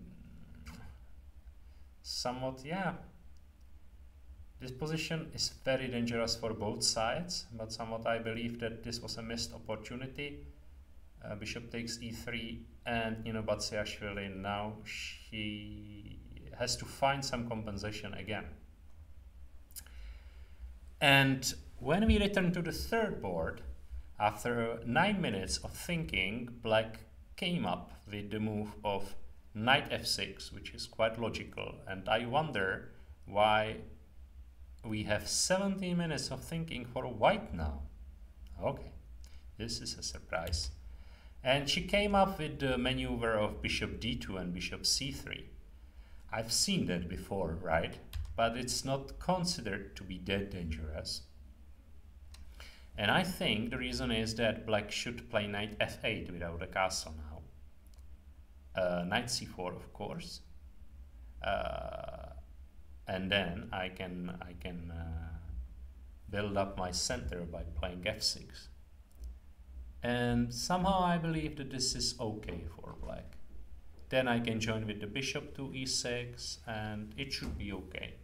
The difference after short castle is that, yeah, black can of course defend the pawn by playing rook e8, but when you make f6 move now, right, The difference is that the king is already slightly exposed, and there is this hidden diagonal, and there is this move of queen b1. I've seen that also, I believe, in some games of Magnus Carlsen. The queen is going to use this diagonal, and the knight is blocked on d7. It would be much more happy on f8. Then the bishop on c8 is open. It can go bishop e6, developing the pieces, then b6, blocking the queen side. The knight is still on d7, and it's blocked here, which is a moment for white to develop some initiative on the queen side. But I'm not saying it's winning f6. f6 was a pretty decent option. It could have been played. Rook e8 is also normal, but now I would be happy to return to the normal plan by playing with the f-pawn. I would like to throw this knight out of the window and prepare f4. Starting maybe with queen d2. Let's say then b6 maybe. Cementing the pawn on a5. I want an important tempo for knight h2. And this is quite standard, I believe, and the position should be okay for both sides. I like it more for white, but maybe it's the matter of taste. Black can play f6 now, cementing the center, and black is okay, but white is also okay. I can join the party with the other knight and then consider playing f4. It's quite standard position. I expect something like this to happen on the board. The problem for black is the time treble, but luckily for her, white also spent a lot of time, so white is also in a time treble. This is quite normal position, but it takes a lot of time from both players, and I think we will see a very interesting time treble here on the third board. Maybe we can see the camera, we can see the girls playing. Now we have the situation after rook e8. So yeah, I'm expecting queen d2, knight h2, and the plan on the king side. You can also see the playing hall, basically all the games still in progress. And yeah, girls are fighting. We have only third round, so it's just the beginning of a long tournament. We will play 11 rounds of Swiss system. Okay, so I will make another short break. I will return to you in 10 minutes and we will do another round of recapitulation. And thank you for watching. Don't be afraid to ask me anything in the chat. I see the chat so I can answer. And thank you for watching, and see you soon.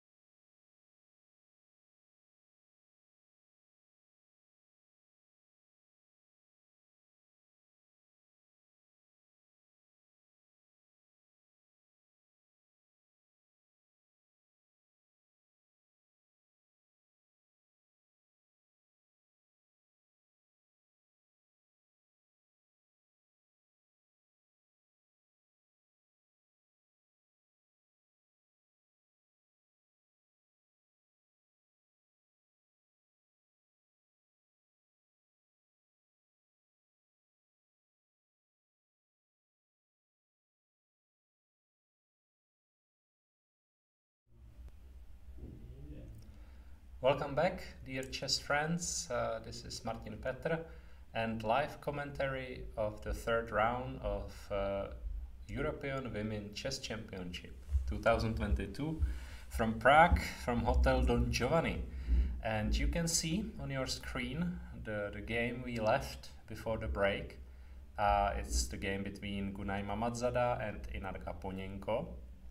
And I was suggesting the plan of Queen D2 and Knight H2, and it really happened in the game.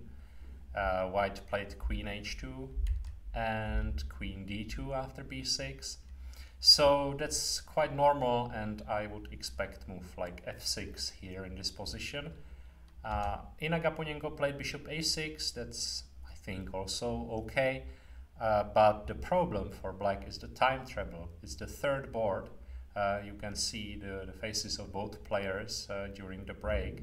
We have cameras from the playing hall. And the problem is the time trouble. It's a really nervous game. Black is spending a lot of time in the opening, and she will miss the time, that's for sure. And because white has some pressure, it's difficult for black to handle that pressure, especially in the time trouble. So white reacted calmly, b3, and I think bishop takes c4. It's already a step back, something that black shouldn't do. Bishop takes c4 because she is giving up the bishop pair. And moreover, the b file is now very strong for white. The pawn structure favors white a lot, and I think white has a nice stable advantage here. So instead of this maneuver of exchanging the knight, I would expect the move f6 here, preparing somehow for f4. And I know that white has some advantage after, let's say, b3. But the position is playable. I can maybe, I can play the bishop a6 move, of course, as it was in the game. I can maybe play rook e7 or knight f8. I can understand that the position is better for white, but I think it's playable. After f4, we can decide whether we want to take the pawn, or maybe we can play bishop h6, trying to pin the queen. Well, I think the in-game is better for white, that's for sure, because now I need to return with the knight to protect both these pawns, but it was playable. I think in the game black has big problems. Now it's much better for white. But the question is, where is the plan? Because now f4 is no longer that dangerous, and you can put the rook to b1, but the b6 pawn is now protected by the knight, so okay, it's not that big. We will return to this game later. White has a stable advantage. I want to check the game of Tereza Rochstein, the board number 28. Yeah, because I've seen the players in the analysis room. They were analyzing already, and the position was much better for white. When we left the game, bishop c5 happened, and long castle, that's pretty good. And now knight e4 is very good for white. King b1 is also not a mistake. And after bishop a3, I think black made the best move of the game. She offered a draw, which was accepted. Black was a favorite in this game, but white's position is much better. Of course, white could continue the game, but there is no forced win. The position is just better, and it's very complicated. So white was happy with the draw. I believe we have no Sofia rules in this tournament. At least it seems so from the game. I should check that during the break, whether I'm not mistaken. But I think black just offered a draw, and it was accepted. So the game ended in a draw. A good result for Tereza Rochstein. I wish her good luck in the remaining tournament. And another Bad game for Natalia Zhukova. She's somewhat out of form lately. Yeah, the continuation could have been something like bishop takes, queen e3. The queen steps out from the pin and there is a possibility of c5 then. And white is better. But okay, it's a complicated position. Maybe I would go knight e4 right away here. It seems to be better. At least to my eyes, I have this nice combination of knight d6. That's the trick I like. The problem is that black can also take this pawn. It's a slight disappointment. But anyway, I believe this position is much better. I can even step out with the queen. Somewhat crazy. But yeah, maybe. Yeah, this was probably the position they calculated. But white didn't want to sacrifice another pawn, but it seems like it was a possibility and it should be winning for white, I believe.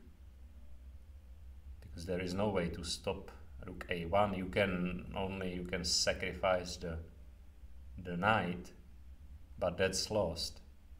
The rook on h3 is very good. It can join the fight. There is also a4 possibility, but then I can play rook a1 and you see the rook from h3 plays a big role. After a takes b3, I can calmly take. It's just completely over. So yeah, it's a pity. It's a pity. Knight e4 was a good possibility. It could have been a big surprise. Now we have only a small surprise because Teresa made a draw with a stronger opponent. So we have some questions in chat. Can we check the board 8? Of course, Ivan, I will check the board 8. Let's go there. Monika Sochko again.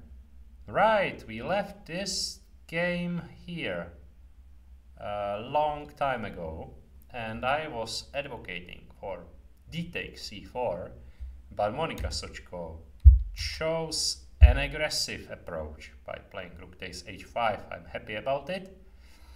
And there is another chat question, just checked, and if I didn't miss something, there was no Alekhine defense game yet. I guess the best is saved to last rounds. Of course, dictator. Alekhine is not happy about it in his grave or in a chess heaven. Yeah, Alekhine defense, you know, it's not considered to be good these days, but it's playable. Knight f6. Yeah, I can understand that. Rook h4, knight d6. White is a pawn up, but the rook is a bit strange on h4. There is no attack on h7. These pieces on the queen side, they are found far from action, so I don't think that we are talking about the attack on the king side. So it's just about a pawn up. White is a pawn up. And she protected it by pinning the knight. Knight d7, I can also understand that. a4, no problem. a6, b takes, rook takes, yeah. From a human point of view, the position of black is quite good, I think. I think after all, the decision of taking rook takes h5 did not work quite yet. The rook is strangely placed and white has a problem with the piece development, and also black coordination of pieces is quite good. So there is definite compensation. Bishop a3, c5, rook d5. No, this rook is not good. Queen c7, d4, that's logical. All of these moves are logical. Computer was suggesting some knight e8, but that's computer nonsense. Rook, knight e4, d takes c5, that's logical. Knight d takes c5, bishop b4, or logical. Black has compensation for the pawn, but that's it. The most logical outcome would be a draw.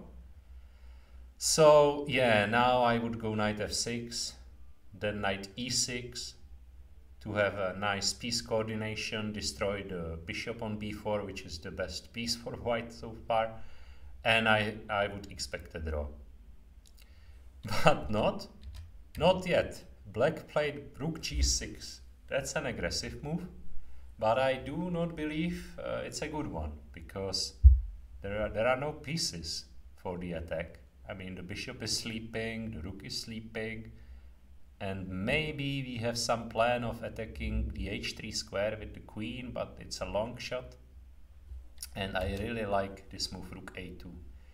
It's a grandmaster move.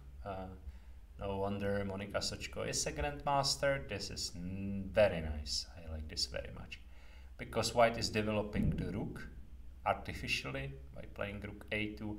Because she keeps the knight on b1, it's protecting the pawn on c3. So it's useful. Yeah, and immediately when I said that, she played knight a3, right? But according to the computer, it's a mistake, so I'm not that stupid. Yeah, the knight on b1 has some purpose, so I think it was preferable to fight against the queen somehow, and also against black pieces, to play something like queen e2 with the idea of queen e3 maybe, because it's a double attack on the queen and also the knight on c5. Something like that maybe, but knight a3 is also okay. A rook d6, that I don't like at all. Why to exchange rooks after all? No. Rook d4 was also possible, I think, to take, because the mate on h2 is just an illusion. There is no mate. h2 square is covered. And then to jump knight b5, and I think white's position is already preferable. We solved the problem with the queen side, and we are a pawn up. So yeah. Okay, that's the board 8. Thank you for the comment. I think white is better, but there will still be fight. It's 15 moves, still the time control when they reach move 40, and the position is unclear. So yeah, it's a fight. I will go back to Julia Movsesian. Oh, we have some moves. Oh, we have a lot of moves. Okay, let's go. C takes e4. Hey, the best move, Julia. Good job. But after 19 minutes, oh, they are slow. So they reached the time treble on move 8. Yeah, that's something. C takes e4, knight takes e4, and bishop takes b4. That's what we analyzed. And I must admit, of course, king f1 came to my mind. But then I said to myself that such a move I can't show you. No way. But it happened in the game, right? According to the computer, it's a mistake. And of course it's a mistake. I mean, I can understand that white wasn't happy with the move knight c3 and also wasn't happy with the move bishop c3. But the move king f1 is just bad. I mean, there are some games with this move when it's connected with a quick attack on the king side by playing h4, h5, or bishop d3, or knight g5, or something like that. But there is nothing like that in this position, right? There is no attack. White tried to attack on the king side, right? But there are no weaknesses. Maybe with the move h6, if it's already played, it makes some sense to play g4, g5, right? But without this move, I believe the king side position of black is quite sound, and objectively black should have an advantage already, because the king is so badly placed. And the best way is to react calmly. I would go rook e8. In the game, Julia played queen e7. Okay, similar idea. So I believe black is okay here. But the problem is that you know, you are under attack. It's difficult to defend in a chess game, and also it's not clear where to put the bishop from c8. That's the biggest issue of black's position. You don't want to go to e6, but maybe that's the best square. Without developing the bishop, you will not complete the development, the rook from a8, and that's the problem. So maybe bishop d7 or something like that. g3 happened in the game, and I don't like this move at all. When you said A, you said this king f1, and then you said I go h4. I think you need to say B, and you need to attack on the king side. At first you can develop the knight, of course. It's a logical move. But then you need to somehow attack on the king side, I don't know, h5 or even g4, but it looks stupid now. When you don't do that, when you play g3, I don't like it because there are weak squares around white's king and white will suffer, I think. Knight e5, that's a logical move. a3, bishop d6, knight c3, bishop d7. I really like black's style. Julia is a calm positional player and she handled the opening very well. She is not afraid of anything. White tried to develop the rook artificially by playing rook h4, and again a very calm move, rook ac8, a good move. Black is just better. I like black's position. She has a good control over the center. She has no weaknesses. And there is another point, that this pawn on a3 is weak. That's why you can't move the rook from a1, and that's pretty annoying. And also that's the reason why black was trying to put the rook on the c file. And actually that's another reason for computers suggesting the move knight c2 as the best move. Solving the problem of a3 square and also attacking the d5 square, and also with a potential sacrifice of knight b4. Okay, it's not a sacrifice because of this rook, but this move is also possible. This is such a nice maneuver, knight c2. Okay, yeah, it's very nice. But no wonder that white didn't play it, because she just didn't see it at all. I mean, no human would consider this move, I think. But it's a very good move. I like this move very much. In the game, rook f4 happened. That's a human move. She is trying to provoke black to do something with the knight. Right? It's a kind of provocation. But we will not do something with the knight. We need to understand that this is some sort of an idea. So for example, if we move the knight here, we are quite optimistic. It's a playable position, but I think after knight f5, or maybe even rook takes f6 immediately, this is going to be a serious threat. So yeah, it's playable. There is, luckily for us, there is bishop e5 move, so it's still good for black, I think. This move is strong. But I wouldn't go knight c6.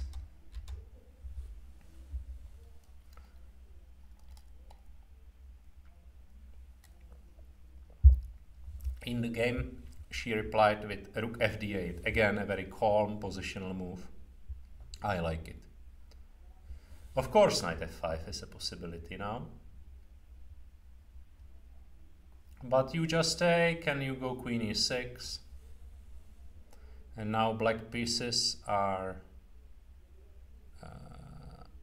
very good, and they are trying to dominate the position. I think the next move can be bishop b8 calmly, and trying to open up the center, use the rooks on the c and d files, for example after g4, which is a logical move. I really think this can happen in the game. It's very logical from both sides. Now I can go bishop b8. I'm defending the d5 square, that's very important. And now already the knight c6 move. looks logical with the idea of d4 and opening up the center against white's king, and also especially for black rooks, saying that okay, my position is much better. For example, after rook c1, already I can play knight c6 or even bishop a7, and then I think d4 is unstoppable.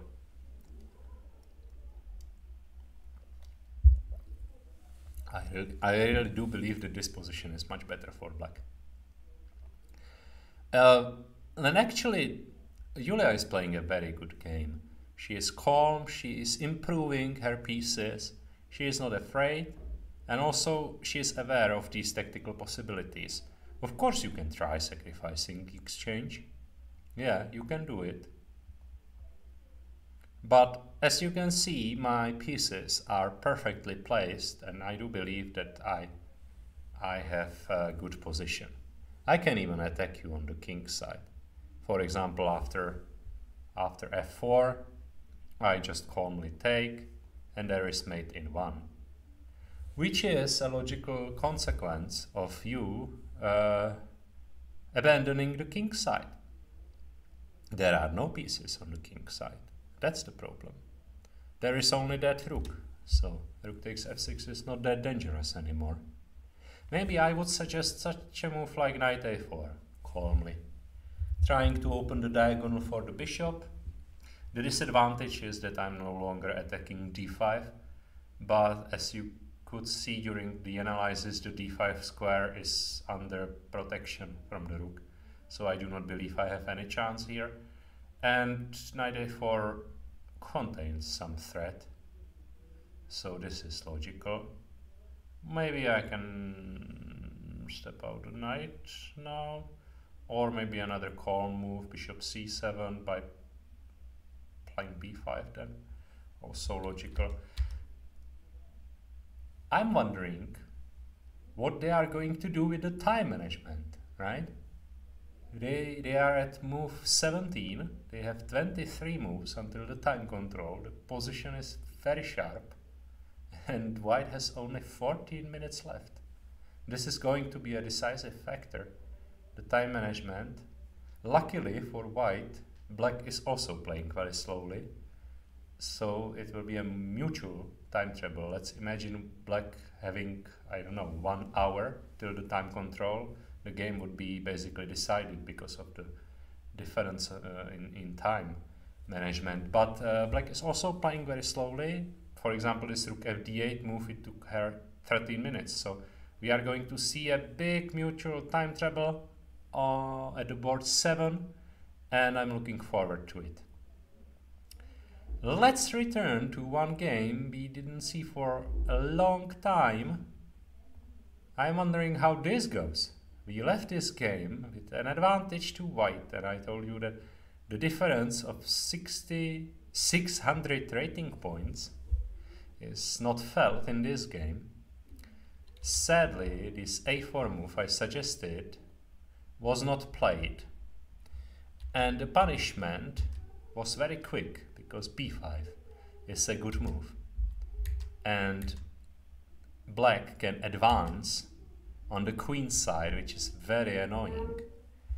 And white prepared the opening of the f-file, but sadly the pawn remained on f4.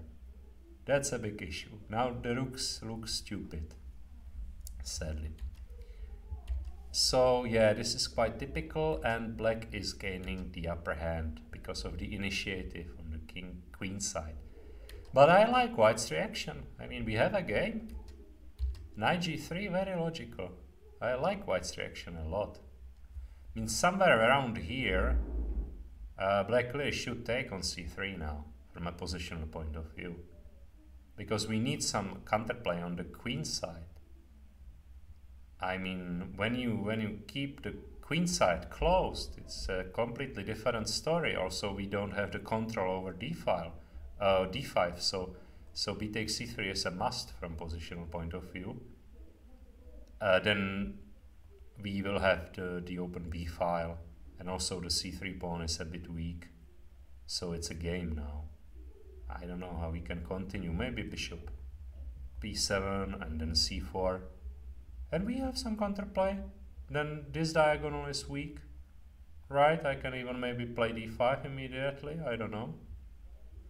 It's a completely different story now. In this position, the computer says it's still equal, but I don't believe that, because from the practical point of view, white has a clear play on the king side, and black has no counterplay at all.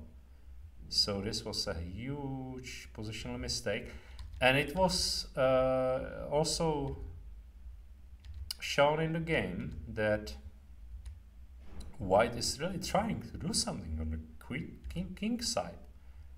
Okay, now I don't get this rook d1 move, but anyway, it's not that bad. I can use the other knight and put it on f3 to protect the d4 square, but rook d1, okay. And knight takes, okay. And knight f3, okay. Carolina is playing a good game.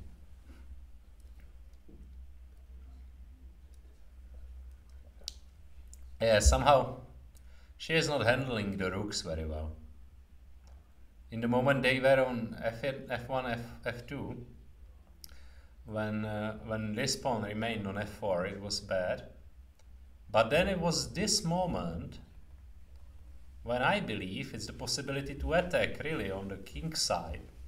But especially now, she's moving the rooks away. No, no, I don't want that. No, rook d1, why? But okay, it's still good for white. So we will see how the game continues. And I will return to the top boards. So we have Nana Zagnidze. I praised her play. And I was considering this position to be almost winning for white. But black defended. Okay. Okay. Yeah. Tough defense. And we do have some time trouble here. It's still much better for white, but yeah, it is much better for white. Yeah, this is much better for white. Okay, it's not dead yet. It's not over, but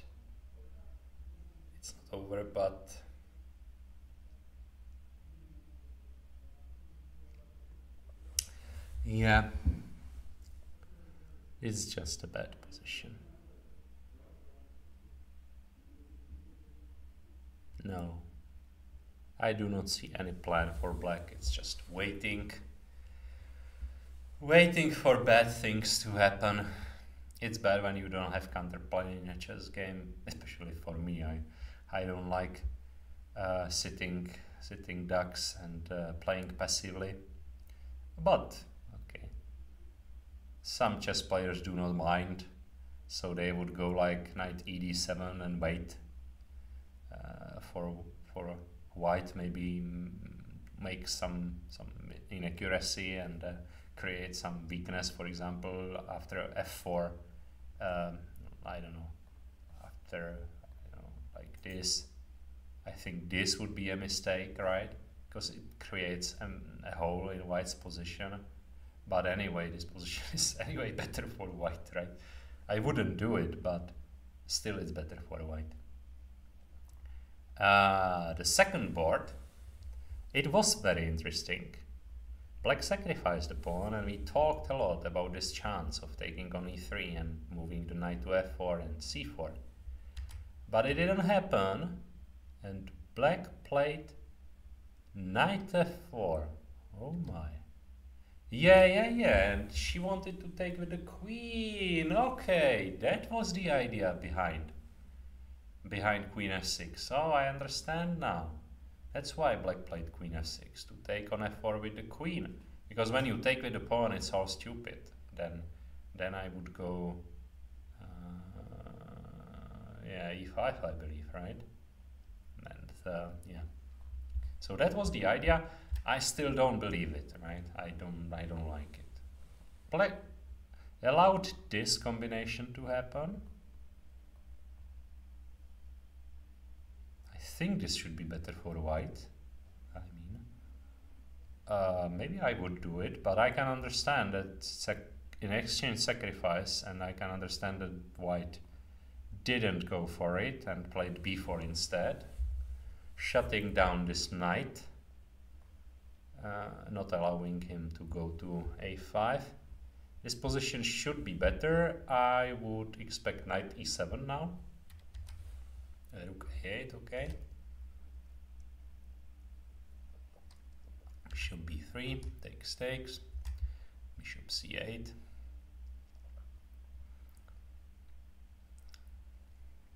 White is better, right? It's a tough position. It's a tough position. They calculate all the lines and they decide not to go for the most logical one. For example, this is the most logical move, but maybe white calculated this line and it didn't work out somehow. I mean, now the continuation of c5. So instead she decided to go rook d1 calmly because this forced line didn't work out. But this is quite logical. I believe white is better here. I think we can have a surprise on board 2. Computer suggesting something like g5.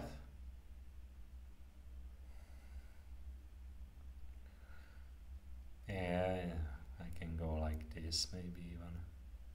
No, I don't like Black's position. No. Yeah, we can have a surprise there. And we have a question. Didn't some c6 work on first board? Okay, c6 is a possible move here. Problem is that b6 is hanging. And also it creates another weakness on d6. I may understand why, because the position is bad anyway, that's true, and I understand the motivation, but that's the problem in a bad positions, that tactics usually don't work out. These variations, they do not work out because the tactics favors the position of white here because of these strategical advantages for white, and the tactics favors the side with the advantage usually. Of course there are exceptions, but usually that's the rule. So that's why we don't play c6. But okay, I can understand the motivation, because for example after knight takes b6, the idea behind it is to go rook b8, which I do like a lot. It's a trick, and actually this position might be even bad for white because the knight is trapped.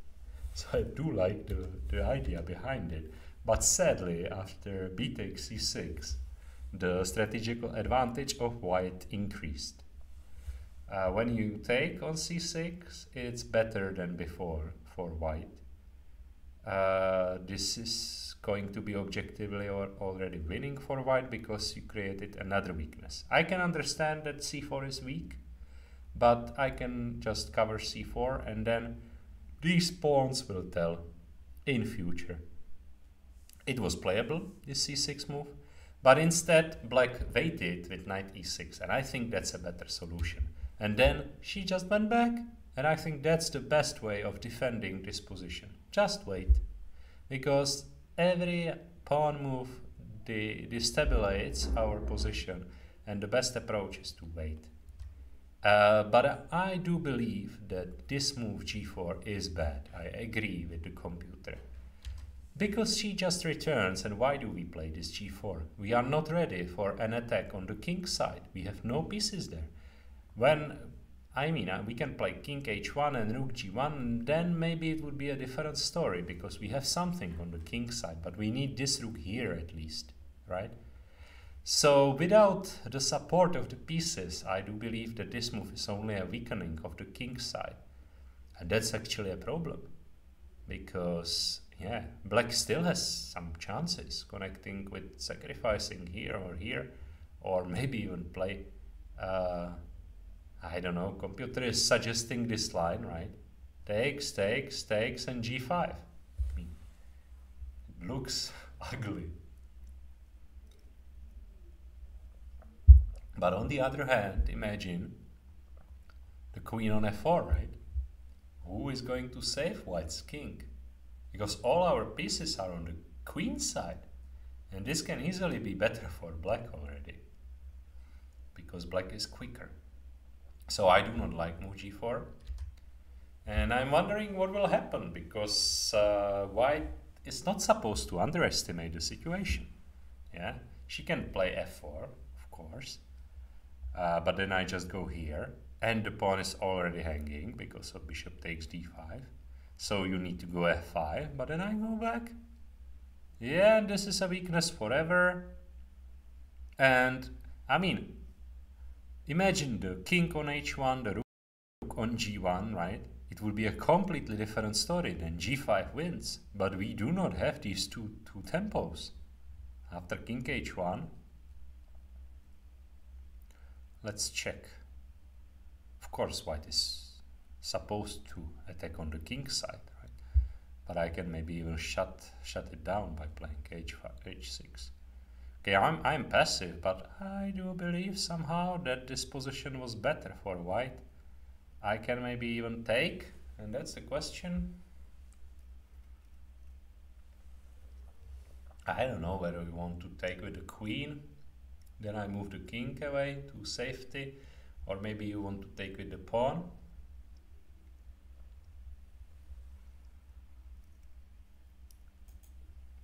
But then this e4 square is very weak. You can consider something like knight f7. I'm starting to like black's position. So that's what happens if you start the attack too soon. Right? Too soon. This g4 was too soon. It was better to play something like rook f1 and just continue waiting and slowly improving the position, because black is not going to play.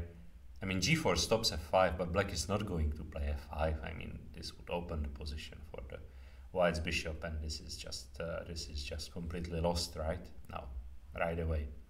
So yeah, that's a nice strategical game. I like this much. As you can see, we moved from the opening to the middle game phase, and now I'm quite happy because I like chess very much. What I don't like is remembering all these opening variations, and it can be easily seen, right? Yeah, that's what I don't like. But middle game I like. That's my hobby. And small little tactics and psychological play. Yeah, that's what I like. And psychologically, this is going to be tough, exactly for that reason I told you, the time trouble. You are under pressure, and it would be somewhat holdable with enough time. But with 1 minute, no way. The problem for white is that in this position she has an advantage, but black has only one weakness. Only one weakness. And that's a problem, because you don't win games on one weakness. And what's the strategy then? Create another weakness, right? So especially in this position after bishop f8, I really appreciate the computer's suggestion, g4.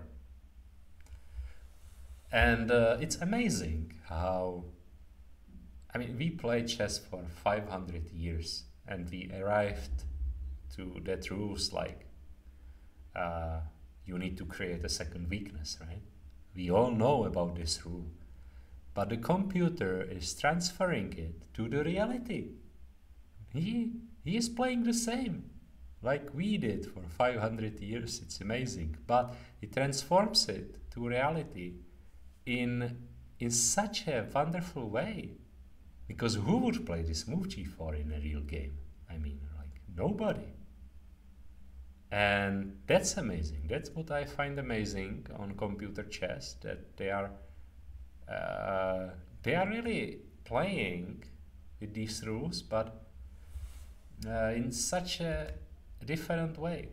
I do not expect g4, right? But it's such a logical move. You want to go g5, right? Undermining the e5 pawn and thus creating the second weakness. And you are not afraid of knight f4 because the knight is going to be alone there. Yeah, the knight has no help. So the king is not going to be mated by the queen alone. course, there's this queen d7 move, which is a bit annoying, but okay, I can play knight h2. Well, it's a completely different game. In the game, of course, g4 did not happen, knight h4 instead, but the idea is the same. You can see that white is looking on the king side to create another weakness. That's a good strategy. And yeah, especially in the time travel, I do not think you can survive this. Again, it's still a game. Maybe rook b1 now, because I already abandoned the idea of queen b1. There is nothing there. And it will be useful to have the possibility of joining the kingside attack with the rook. Of course, black is going to prepare for it, but she needs to keep the rook on a6, which is very ugly, and the queen on c7 defending this pawn. Of course, there is an idea to move the knight back, but the knight on d7 is bad, so I think it's better to keep it on e6 and yes, to stay put, I don't know, king g7 or something like that. So now I'm expecting rook b1 or queen f3. Yeah, queen f3 happened on the board. So now, of course, king g7, I think. Queen g3. And we have this second weakness. And you can see that already I can't play now queen f7 because of the b6 pawn hanging. Also, there is knight f5 and knight d6, right? So queen f7 is not possible. We are going to see knight f4, I think. And it's hanging on a thread, you know. Knight f5 is in the air, but it's hanging, yeah. Okay, bishop g5 happened. But now, knight f5, no? Oh, we have the attack. Oh, come on. Let's go for it. Takes. No, this is not possible at all. Knight f5 is on the board. Yeah, that's the attack I told you about. Yeah. Yeah, black cracked easily. No, she didn't defend well. This bishop g5 move was bad. King g7 was a must, but because now after g takes f5, there is queen takes h5 and the rook is hanging, so that's the end of the story. Yeah, now the clock is ticking. Of course, we are not forced to take, but then slowly g3, h4 is coming, building up pressure on the king side.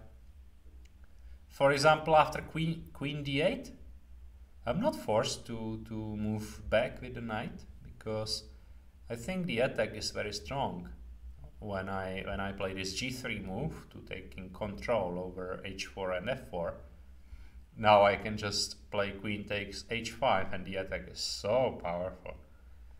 I mean, look at your pieces, they are just dead. So now I just take, and I do not believe black can survive this.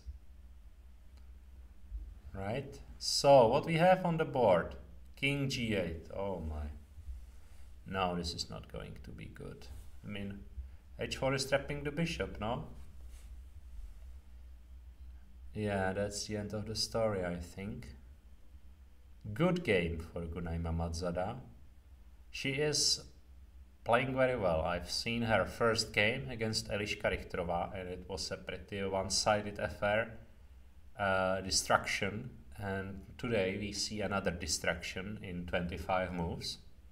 Yeah, she is in a good form. Azerbaijan rules. This is good. I mean, we expect h4 now, and the bishop is gone. Of course, you can take on g5, right? I mean, what else? Or maybe, no, I don't know what she wants. Maybe she wants to play bishop f4 first, and then if I go g3, then maybe she wants to take the knight, hoping for g takes f4, but I take on f5 first. That's not that difficult, right? And now it's just gone. When you go knight d4, I just take.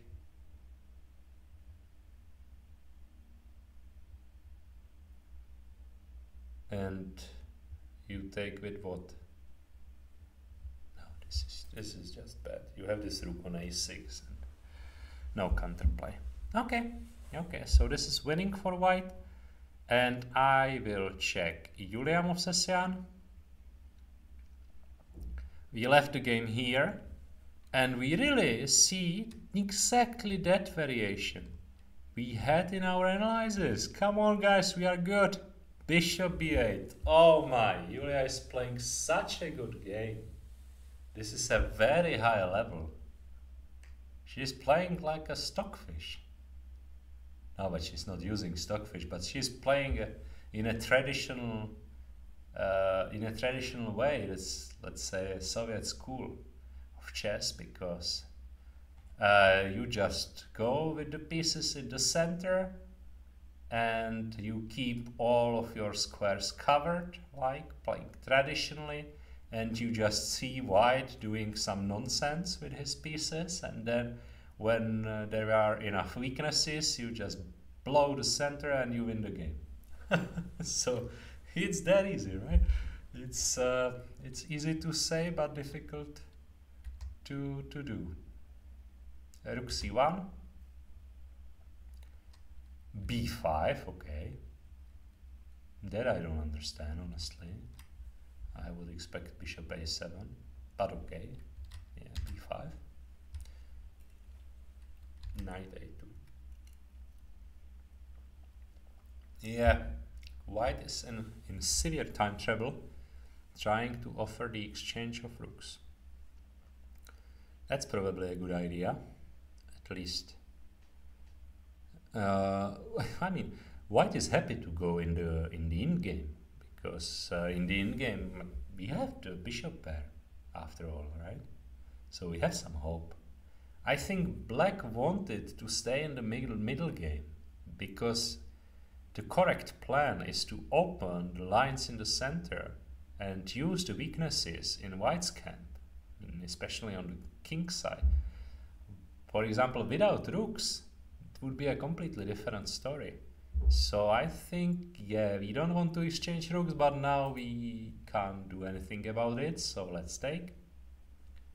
Because that's the question, whether white wants to take with the knight, with the queen, or with the bishop. I think the correct solution is with the knight, and then we have this d4 move, and let's go. Yeah, white is happy to move the knight away from c3. This knight a2 move was very good. We are witnessing this position live. Knight a2 was a very good move, I think.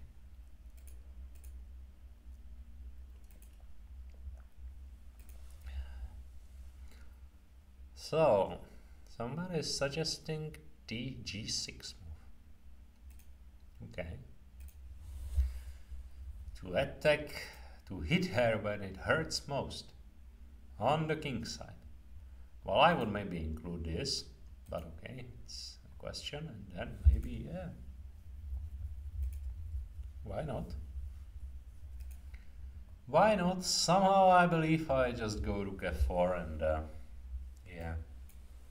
White is sort of happy because the king is weaker now, and yeah, it's not a bad position, not at all, but I think it helped white somehow. Yeah, but the question is what will happen? Yeah, the d4 I think should happen. Open the rook, open this square for knight or queen. So let's imagine white's taking with the pawn, right? I don't think that's the best solution, but let's start with it. So now we sacrifice, right?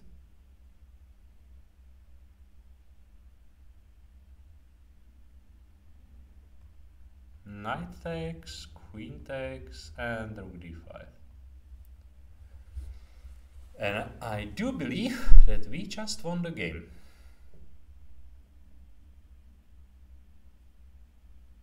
Because bishop is going to eat this rook,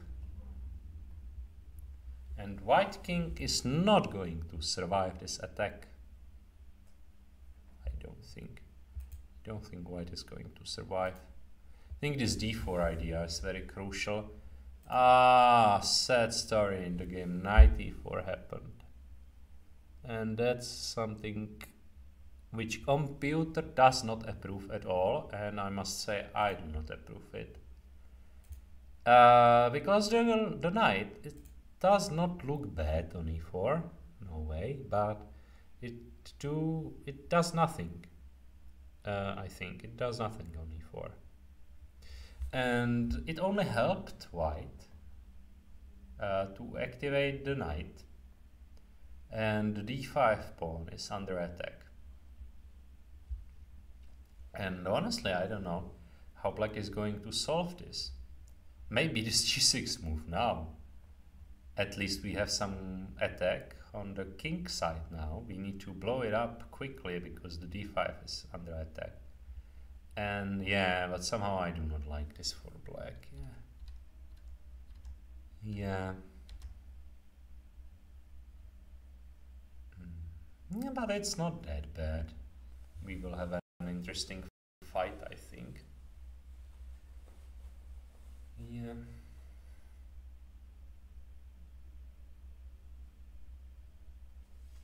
Yeah, this yeah.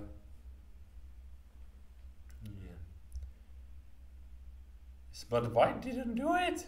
Oh my. Okay, they are in a big time trouble. That's the explanation. But queen d4, what is that for? She's hoping to take on e5 or what? No way that's gonna happen.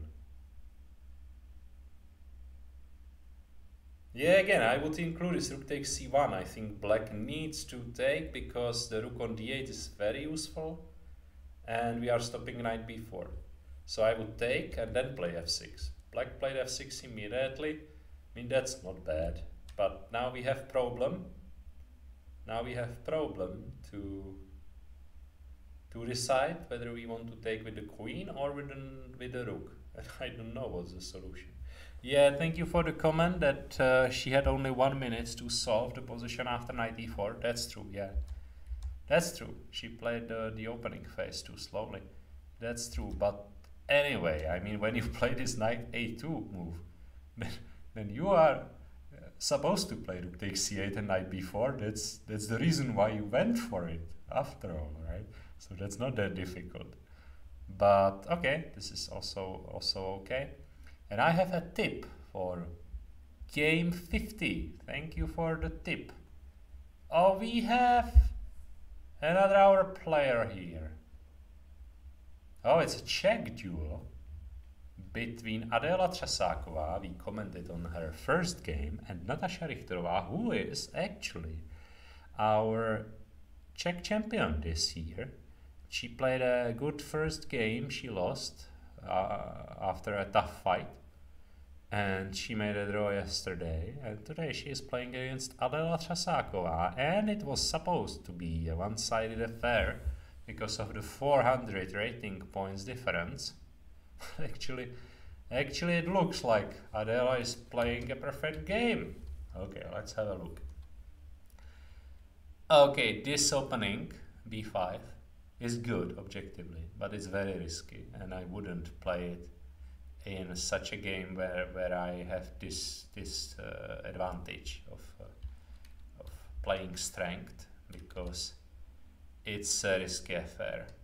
And maybe it was, yeah, but kudos to Adela, she reacted very well. This c4 move I like very much.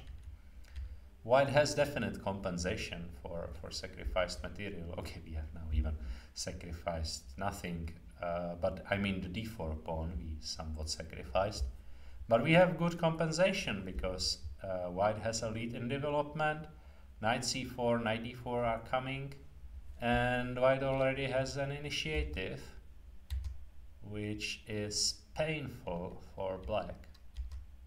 They reacted quite logically, and b4 is another strong move. Oh my. Oh my, she is not playing for 1800 rating. No way. This is like if I would play such a game, I would be happy. Computer does not approve some of these decisions, but I like them very much from both sides. I think this was very logical. And Black's, of course, she refused to make a draw by threefold repetition. That's not a surprise, but yeah, she's under heavy pressure. But I like this game very much. 95, come on guys, what we are witnessing here. That's very logical. And now I don't know why knight c6 didn't happen. Well, that's a logical move, right? I don't know. Okay, never mind. It's not the end of the story. I mean, Black can continue, for example, like this, right? So it's not the end of the story, but it's such a logical move that it should have been played without hesitation. Okay, knight c4 was played. Oh my. Okay.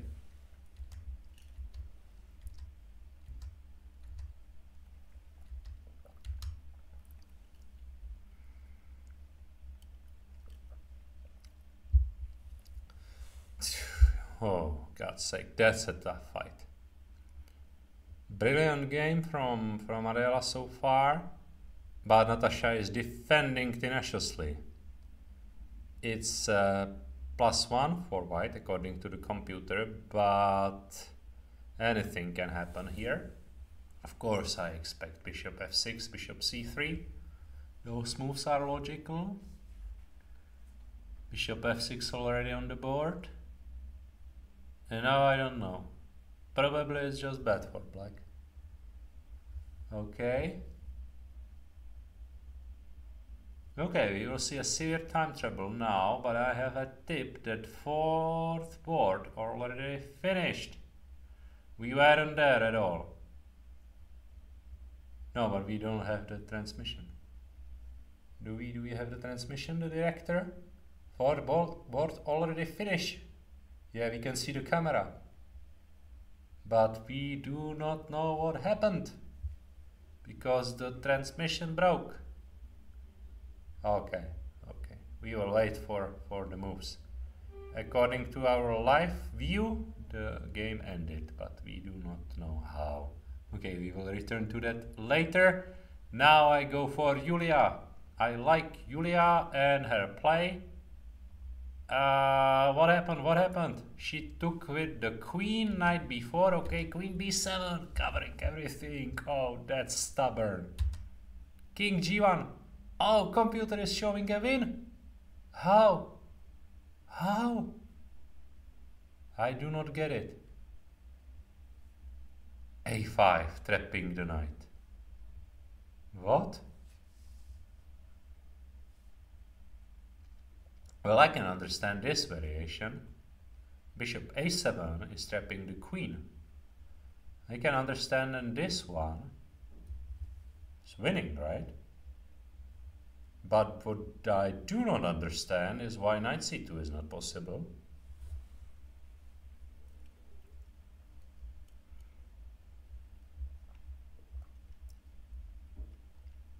And ladies and gentlemen, computer shows the move queen c7, which is brilliant.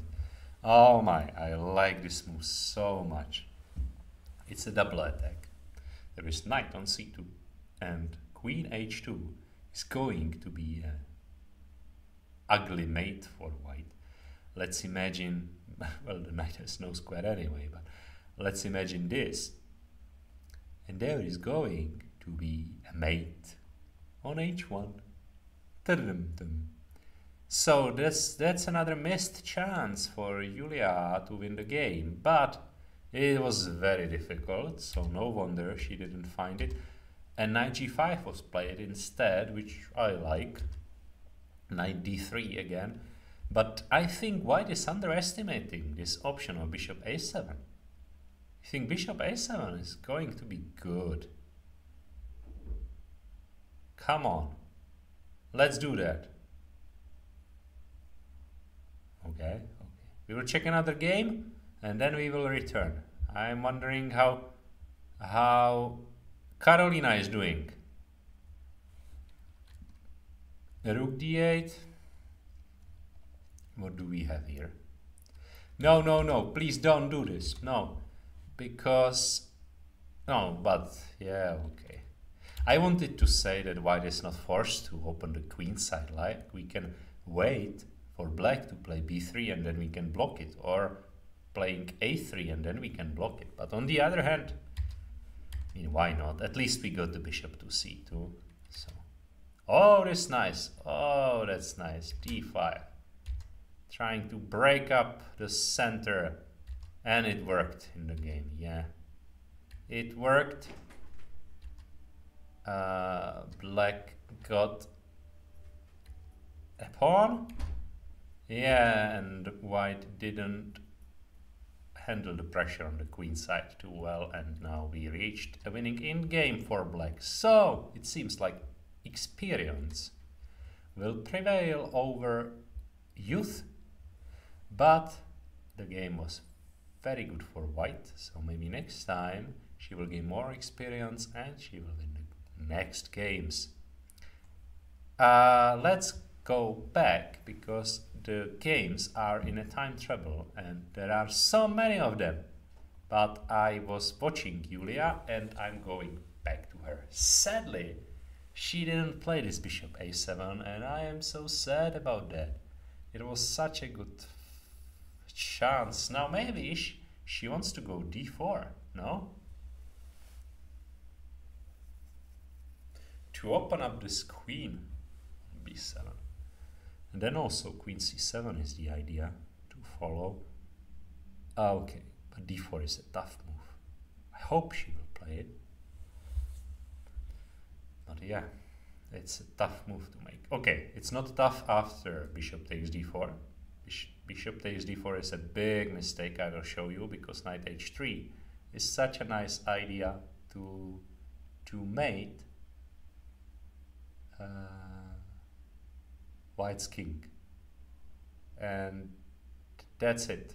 It has no squares, has to go to f1 and queen h1 is mate. But sadly there is e takes d4, which is a much better move. But d4 happened. d4 happened. Oh, let's go for it. d4 happened. And now she has to take with the e pawn. And after queen c7, it's difficult to protect this threat. Queen h2. It has to go like this. Now I go knight e6, attacking both d4 and f4. We have this position on the board already. Come on, that's a fight. White is in time trouble, but black has only 7 minutes, so she is also in a time trouble, but not that big. We have move 30 or even just 29, so 10 moves from the time control. And what do we have on the board? I don't know, honestly. f4 is hanging. How to protect f4? It's not possible, I think. So, yeah, what do we have? Like d5 maybe? Knight takes. Yeah, we have f4, knight e6 on the board. We are good. But this is bad for white, so d5 is not the move.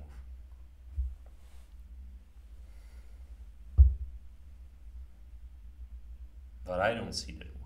I think black is going to win this game. She has a big initiative. The computer shows only minus 0.5. But in a human's game, I think she's not gonna make it to the time control. The king is so weak on g1. Maybe there is some computer solution, like, I don't know, bishop f3 it is showing, but I don't understand that move. And exactly what I told you has happened, because white played queen c3 and suddenly it shows like -4 evaluation. And it's not a coincidence. This position was not possible to play under these circumstances, under this time travel. But I'm surprised that computer shows queen takes c3 here. That's the move I would not make probably, but I can understand that the attack is continuing even after the queen's exchange, because now everything is falling apart. No, this is so bad. I mean, look at these pieces. If the bishop goes away somewhere like this, now knight takes d4 collects whole white's army, there are forks everywhere, and the bishop has no squares. I mean, if it goes here, I go rook c2. Game over again. Come on, Julia, play queen takes c3. Against the logic of the rules, because in the rules says that when we attack, we don't want to exchange pieces, but this is forced win. So when we have forced win, we are allowed to exchange pieces. Come on. Yeah, this is a tough decision, but it's rewarded by a win over a very strong and formidable opponent. The risk for black here is that maybe she will not find the courage to win. Maybe she will be happy with, I don't know, let's say queen takes c3 and knight takes d4, making a draw, right?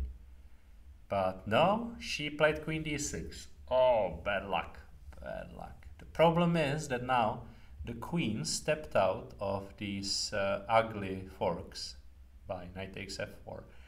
And the queen is quite well placed on c3. And we gave him another tempo, which is crucial. So that's how we lose initiative in a chess game. One move is enough to change the evaluation completely. It's still good for black. For example, I can play bishop a7. Maybe that will happen in the game. It's still good, but it's not that good. And that's a pity. Yeah, but it's still good. Still, I wouldn't want to be white. But now maybe rook d5, right? It's in the air. No, but then I can take here. And the queen has no good... The king has no rook squares, because if you take, I just take the queen and then I take the rook. So this is not possible at all. So rook d5, no. So bishop a7 is on the table. Yeah. Come on, what is white doing here? Queen d6 was not bad after all. According to the computer, there is a move queen e3. Oh my. That's tough. That's very tough. The idea behind it is to move bishop d5 check. Okay, but knight takes f4 happened in the game, but I don't like this move. No, I don't like this move. Yeah. Now, sadly, there is no mate, and yeah, and no piece coordination. You see, we lost the piece coordination. Where is the knight going? Right? d4 is protected. Where are our pieces going? No. Sadly, white is very experienced, and she handled the time trouble quite well. There was a moment where black could have played queen takes c3 and rook c8, which was apparently winning for black, according to the computer, but she didn't use it, and now we have a very unclear position. Okay, let's see the first boards. What we have here is rook f1, knight ed7, which is quite passive. Now computer is showing some strange numbers, but yeah, after some maneuvering, white finally got something to the g file. It's a queen in this case. Finally, we prepared the kingside attack by the queen. I talked about it already 2 hours ago, I would say. that the attack was premature on the king side with all the pieces in the center. But when we do have the queen there, it's a different story. Because when we started the attack, there was queen on d2 and bishop on e2, and it was different. But the queen is very well placed on g2, and it's supporting the attack. That's very important to have some support for the bishop. Now we push g5 and we win the game. It's a different story. Black should have played something along here. It was suggesting, I think it was suggesting to take on d5. And then after c takes d5, at least we have the knight. And I think we were talking about this g5 move, which was very optimistic, but computer likes it apparently. Maybe first rook e7 and then g5, and trying to overcome white on the king side, trying to get some activity on the king side, which was apparently quite playable. But in the game, yeah, we got a different picture. Still, bishop takes d5 is on the table, but yeah, white has an initiative here. The second board, yeah, we have this in game. Oh, hell, that's funny, but we can protect that, right? Yeah. What? There was a possibility to take on f7. This knight c4 move is okay, but I can take, no? Why she didn't play this?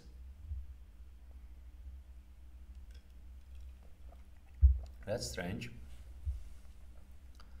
I'm not saying it's going to be winning, right? White can just take, and most probably it's gonna be a draw.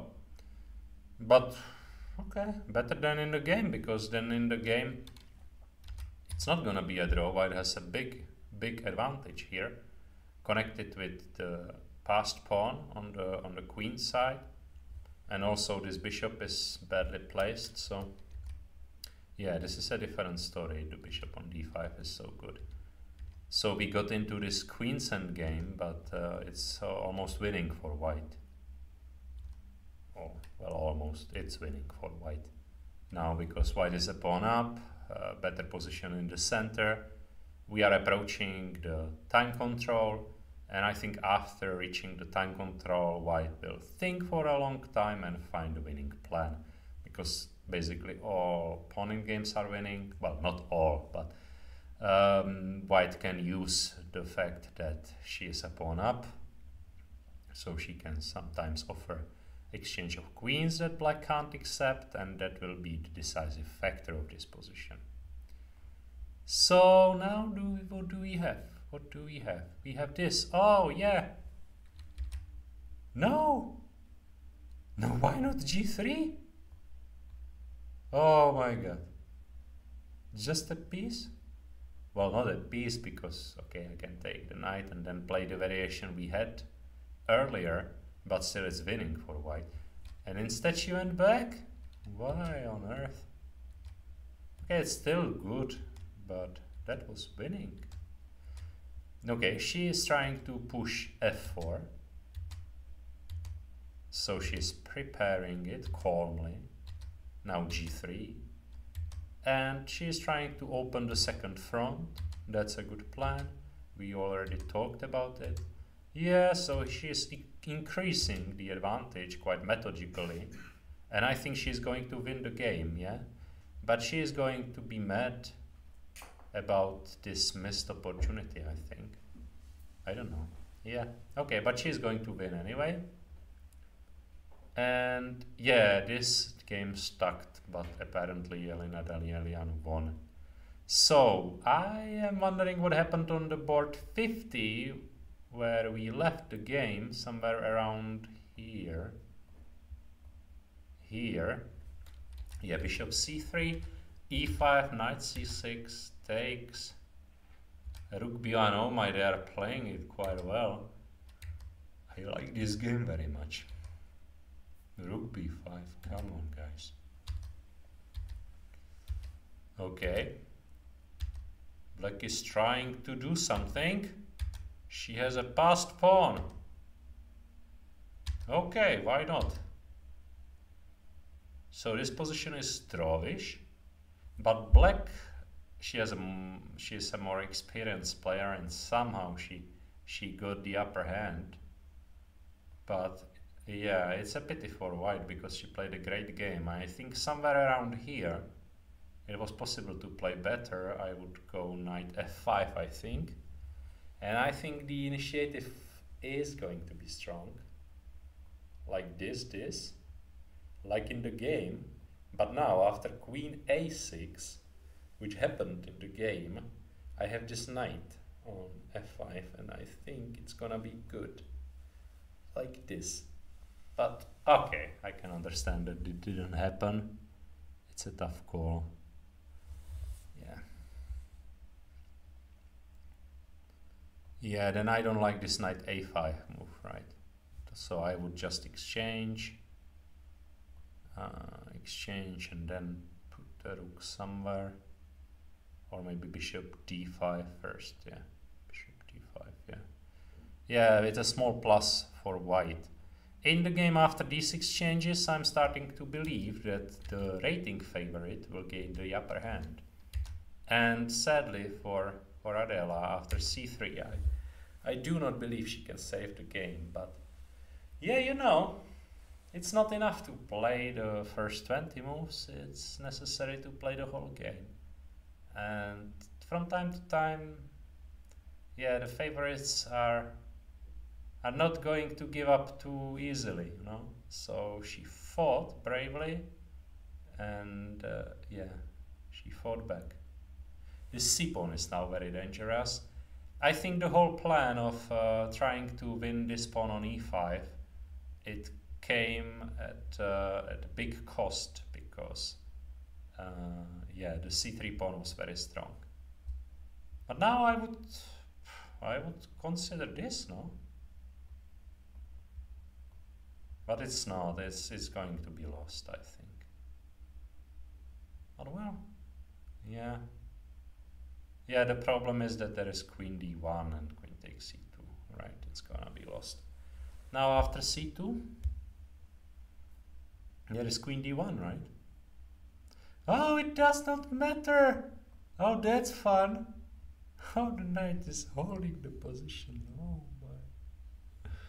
Oh my god. So what? I don't know. Take here?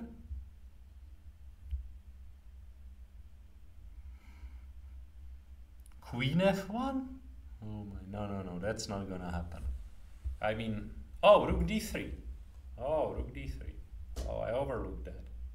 That is going to happen. Okay, we will wait here for next 3 minutes, because we are going to reach the time control. Then we will have a break.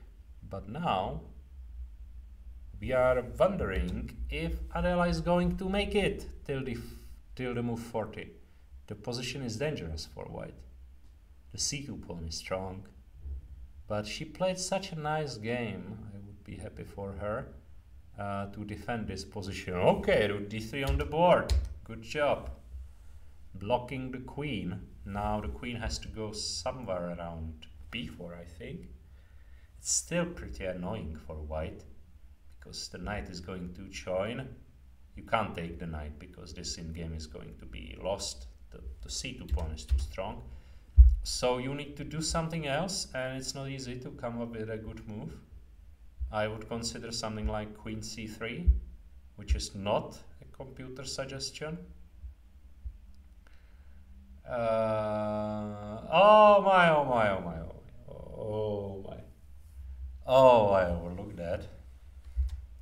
You can see how dangerous this position is when queen c3 is losing on the spot. Yeah, nice trick. Nice trick.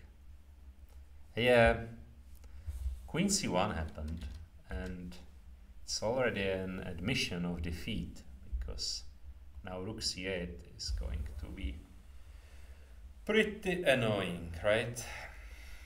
Yeah, according to the computer, queen b2 was the only move, and it was very difficult. The difference is that now I can take here, right? Yeah. And this is gonna be a this is gonna be a draw because I take with the queen. And I count on the mate on the back rank issue. So yeah. But after queen c1, rook c8 is going to happen, and when rook c8 happens, we can calmly move to another game because nobody is going to take the c2 pawn away. It's just too strong. Like, for example, I go rook c8, and when you go rook d2, d4, for example, trying to take that pawn. I mean, there is queen b1, or even it's suggesting knight e5 first. No, this position is just gone. It's just gone. But she needs to find this rook c8, which is not that difficult. Okay, come on, rook c8 didn't happen. No way. No way, come on, Natasha. Why not rook c8? Oh, knight c5. But now she needs to sacrifice the exchange, of course.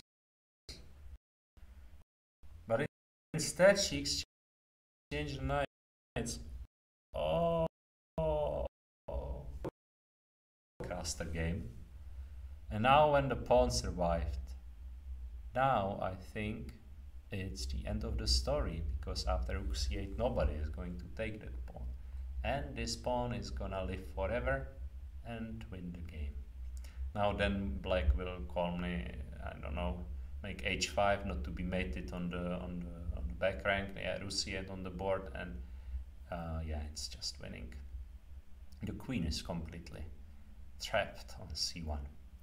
Okay, I will check the game of Julia, whether it's still going. We spent quite a lot of time over it.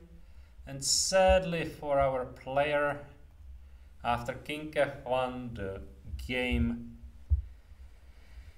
turned. Yeah, it's a sad story. I can feel it already that after king f1, I told you that these pieces are going nowhere.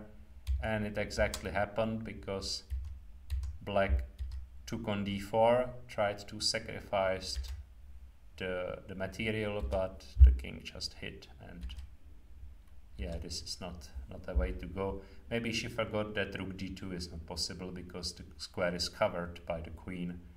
But white is a piece up. Sad story. It was a great fight, and first, let's say, I don't know, 25 moves was great from Julia, and she had a big chance here and also later in the game to win, but sadly, yeah.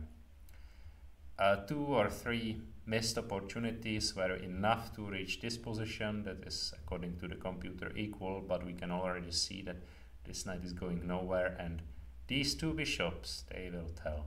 So yeah, that's a sad end for Julia and a big win for Antoaneta. I think it will give her a big boost in confidence, because yeah, it's over now. Okay, I will make another short break, then we will join the commentary again.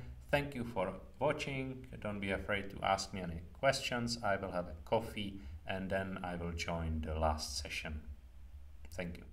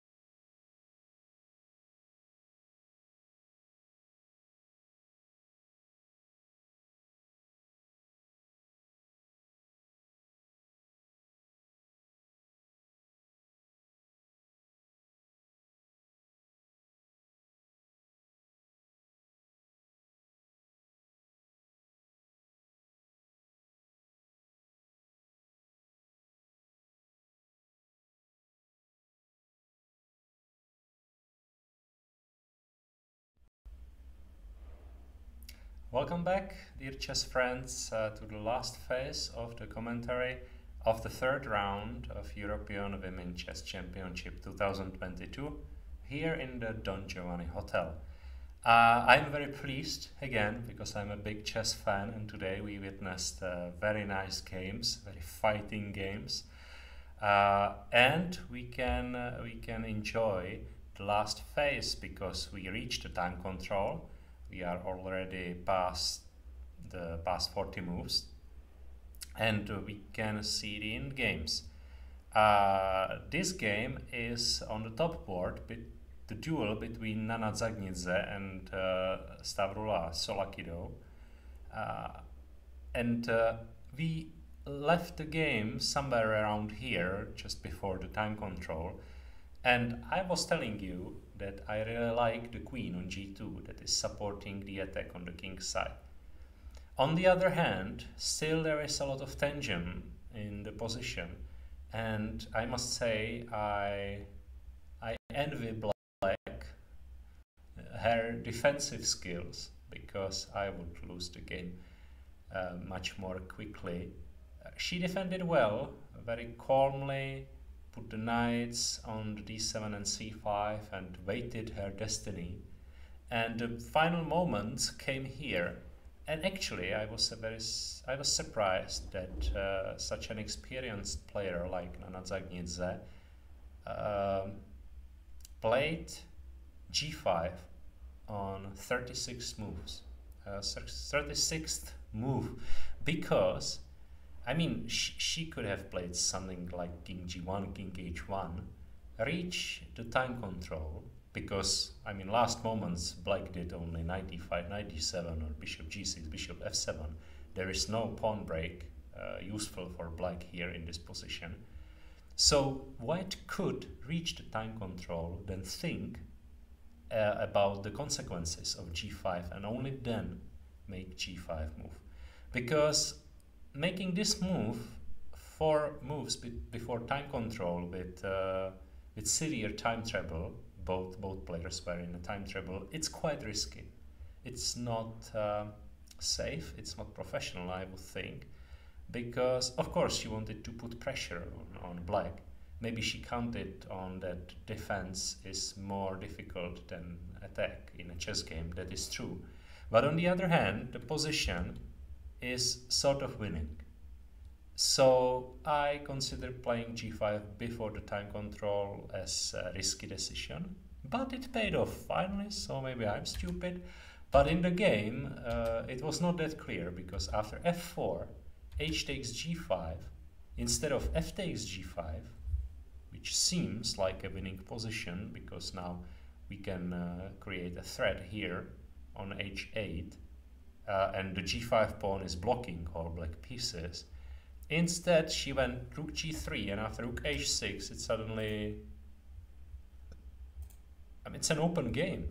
I mean, the only thing needed was to take on d5, and it's a 40th move. And computer says it's around equal, because then the queen will take on g4. So it's anybody's game now. Sadly, Black made a mistake on 40th move, which is quite typical for chess games. I don't know why people tend to make such blunders on the last move before the time control. It's just normal. So instead of taking here, she went here, which is nonsense. And after rook takes g5, the position is completely winning for White again. So it was a time trouble roller coaster. Yeah, it could have been different, but now the position is winning for White, and the rating favorite is going to win. A very important game, a very tough game, but now I don't see anything to, I mean, what can change the result. I mean, I see nothing what favors Black, because now after rook g3, the attack is overwhelming, f5 is coming, and if you take, then I have many ways to victory, because I can just take on g7, and after king h8 I can decide whether I will move the rook like this or anything because I have this bishop on b2, and I told you that this bishop will decide the game. I was right from the opening. It's really the case. It was not clear, but finally the bishop prevailed and the position is winning. And now we see after bishop d3 there is no chance at all for black now in this position. After knight takes f4 the same will come. Maybe I will take first and then take on g7 with a winning position, and there is nothing to comment further on. So many threats like e5, f5. This is gonna be an easy win for Nana Zagnidze, so she will remain on the first board till the next round. And we left the game of Nino Batsiashvili against Alexandra Maltevskaya around here before the time control, and I told you it's winning for white, and it really is. In a game they continued like this, white calmly continued with king h2 and king g2 doing nothing before the time control, and that's a good strategy. It paid off because by doing nothing white reached the time control, and after the time control she carefully calculated the decisive break, and that's a good strategy. I like it very much. It's practical, and on the 42nd move c4 came and computer shows it's winning, and I'm sure that she calculated it very carefully. The idea is clear. White is going to play b5, and yeah, the b pawn will queen. How you are going to stop it? I mean, after queen b6 I can calmly take on c4, so I guess you will have to go something like, yeah, b4 on b5 on the board, something like queen c8 or maybe something like that, but then I go just b6 and it's a game over. c3, no, b7, no. Oh. No, the c pawn is also running. Come on. So where is the idea after queen c8? Oh, queen c6. Oh, that's so nice. Yeah, she calculated it very carefully. Yeah, that's nice. Okay. Maybe I will include this position into my training database, because this break is so nice. And you can see this break. But after queen c8 to see queen c6 move, because b6 is a draw. I was confused because I've seen this pawn rolling, and of course I can take this pawn, but then I will lose this one. So it's nothing I would want. Maybe even queen c7 is possible. It's maybe stronger. So it would be a draw. But instead queen c6 and game over. Very nice calculation. And now after queen d8 I just take the pawn, and then nobody is going to stop. It's very important that we have this pawn on e4. Let's imagine the pawn on h2. Then black would have some slight chances connected with attacking the king side. I don't know, playing h4 or something. But with this central pawn, no chances at all. I mean, I go queen d5. I have the queen in the center, and you will resign pretty soon. So this is a very nice break. Apart from that, I don't see any chance for black. Maybe queen a4, something like that. Maybe we can try. But queen c8 was the most logical move. Here I go b6 probably. It's a different story, right? Yeah, you don't have this c3 and all of this, because now I go b7, and after c3 I have this queen e5, right? So yeah, just in time. Very nice. So we have very nice break, and also we witnessed this game when we saw the winning position after f4, and after the time control they are also playing it slowly. Of course black is trying to save the game, but there is no chance at all. I mean, how you can save this position? I talked about the principle of two weaknesses, and exactly that we are seeing here. There are two weaknesses, so this position is technically winning. I will play this bishop f2, and then I will increase pressure here and here. Just for example, after after, I don't know, she has no moves, so let's say this. So I will increase the pressure on this side, I think. And also I can use c3 idea and then d4. And no. Black's position will not survive this one. This is lost. Black's pieces are too passive and there are two weaknesses on both sides, so this is lost. So what do we see? First, 3 boards are going to be wins for white, I think. It's quite obvious now. Nana Zagnidze will win. There will be a surprise on board 2. Yeah, this is the Queen's in game. Gunay Mamadzada will win because she is a favorite and also the position's winning. And sadly, we have this Julia Movsesyan game, which is still on, as I can see that, but it's it's on, but objectively there is no chance for Julia to survive this. The bishop is too strong. It's much stronger than 2 pawns, and also Black has many weaknesses around its king.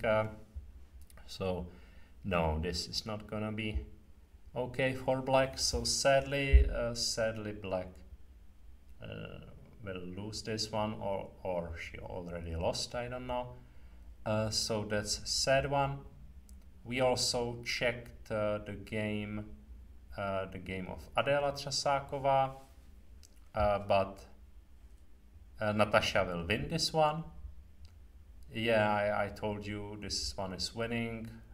Black made a hole for its king, and okay, it will take some time, take some shuffling of the pieces. I don't know, Queen d3. It's not a direct win, but the position is such a good one. The correct approach is calmly and slowly create a chance on the king side, and then by connecting the queen, let's say Queen d3 and Rook c6, something like that, you will have a moment on the king side where you move there and mate white's king, because the white's queen has to stay on c1 where it is badly placed. So finally the game will be decided on the king side. There is just no way to oppose that, and technically it's an easy win, so Natasha will make it, I think. And also we checked the game between where it was. Oh, Karolina Marková and Eliška Richterová, where Black won the game. We already saw winning position for Black. Okay. Do you have any tips for chat for games you want to see? Because if not, I'm going to wrap up our today's commentary, because I was interested, of course, by the first boards and the games of our Czech players. Maybe, yeah. We've seen the game of Tereza Ročtein. There were good chances, but she made a draw. And yeah, I forgot about the game of Anička Lhodská, and that's the final call. But sadly for us, it's another bad result. It was a bad day for Czech women. I think I will need to be at home to cheer for them. Tomorrow, I will be substituted by Tomáš Polák, the grandmaster and the captain of our women's team, and he will be joined later by Karolina Pilsová, one of the best Czech players who is not playing because she was playing the Olympiad, and she has normal work, so the Olympiad was long and she wasn't able to play another long tournament. So tomorrow you will also have 2 hosts, and I'm looking forward to it. I will check the commentary from home, and I'm really looking forward to that. But now I want to finish with the game of Anička Lhodská, our big talent. She won in the first round, and today, after a bad opening, it started to seem a little bit better in this position. After knight d1, I was not happy with this move. But sadly, instead of playing bishop d7, which was my suggestion to open the queen side by playing b5, she played knight g6, which allowed white to include the rook into the attack. And the idea was to take on e4, but sadly it failed tactically, and probably Anička overlooked this nasty move of rook e3. Oh my, that's a tough one.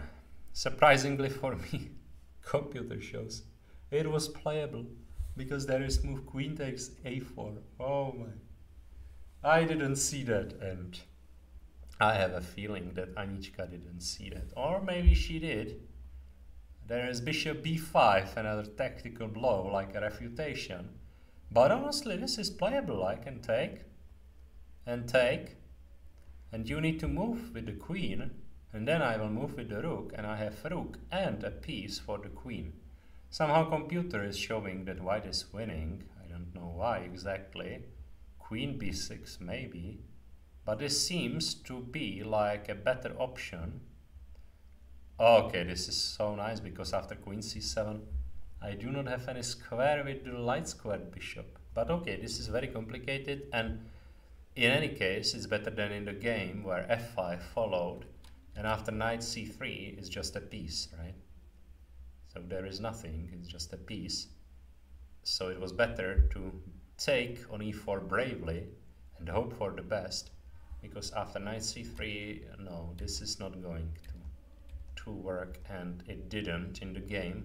Okay, Anička won an exchange back, but it's a Pyrrhic victory, because the position is just completely lost. See, you don't want to give up this bishop, because it's your best piece. I mean, what is going to remain in your position? Just ruins. So she didn't take on f2 yet, but no, this is just a massacre, and all white's pieces are joining the attack, and white has a material and positional advantage.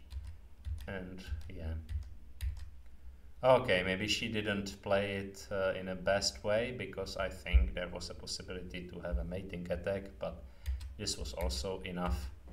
And no.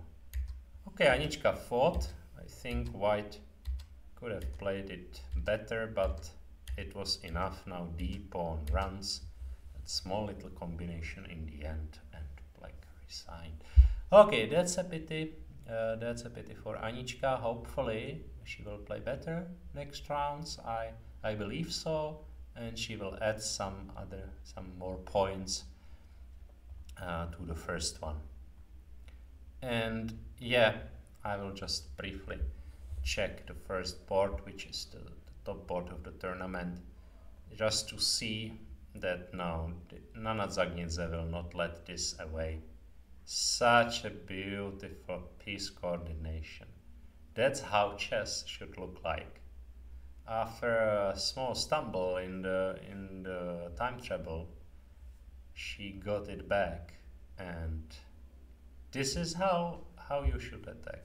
You see, is feel for the piece coordination, and the attack on the g7 square is just dead. And the final blow, e5, that the open diagonal is gonna be deadly for the rook, and the attack continues. So after d takes e5, I'm expecting either f takes e5 is also possible, but you can also take the rook. Take the rook here. The truth is that it spoils a piece coordination somehow, so maybe it's even better to take here first, because the rook is not going away, right? After rook h6, I mean, in the case you want to go away, I go e6, and the g7 square will be attacked. And now after knight takes e6, we enjoy a small little combination. How do we start? I think rook takes e6, right? It's easy, it's nice. And now we will enjoy the piece coordination by playing rook h7 mate. It's such a beautiful construction, and it's a mate, and it's a wrap up. In the game, yeah, white took on e5, really. I mean, yeah, it really happened, and now it's just over. Okay, I will thank you for watching today's games. I am happy to provide you the commentary, and as I said, tomorrow you will see two other hosts, and I will return on Wednesday for the commentary of the fifth round already of the Women European Chess Championship here in Prague. Thank you for watching, have a nice evening, and hope to see you soon. Bye.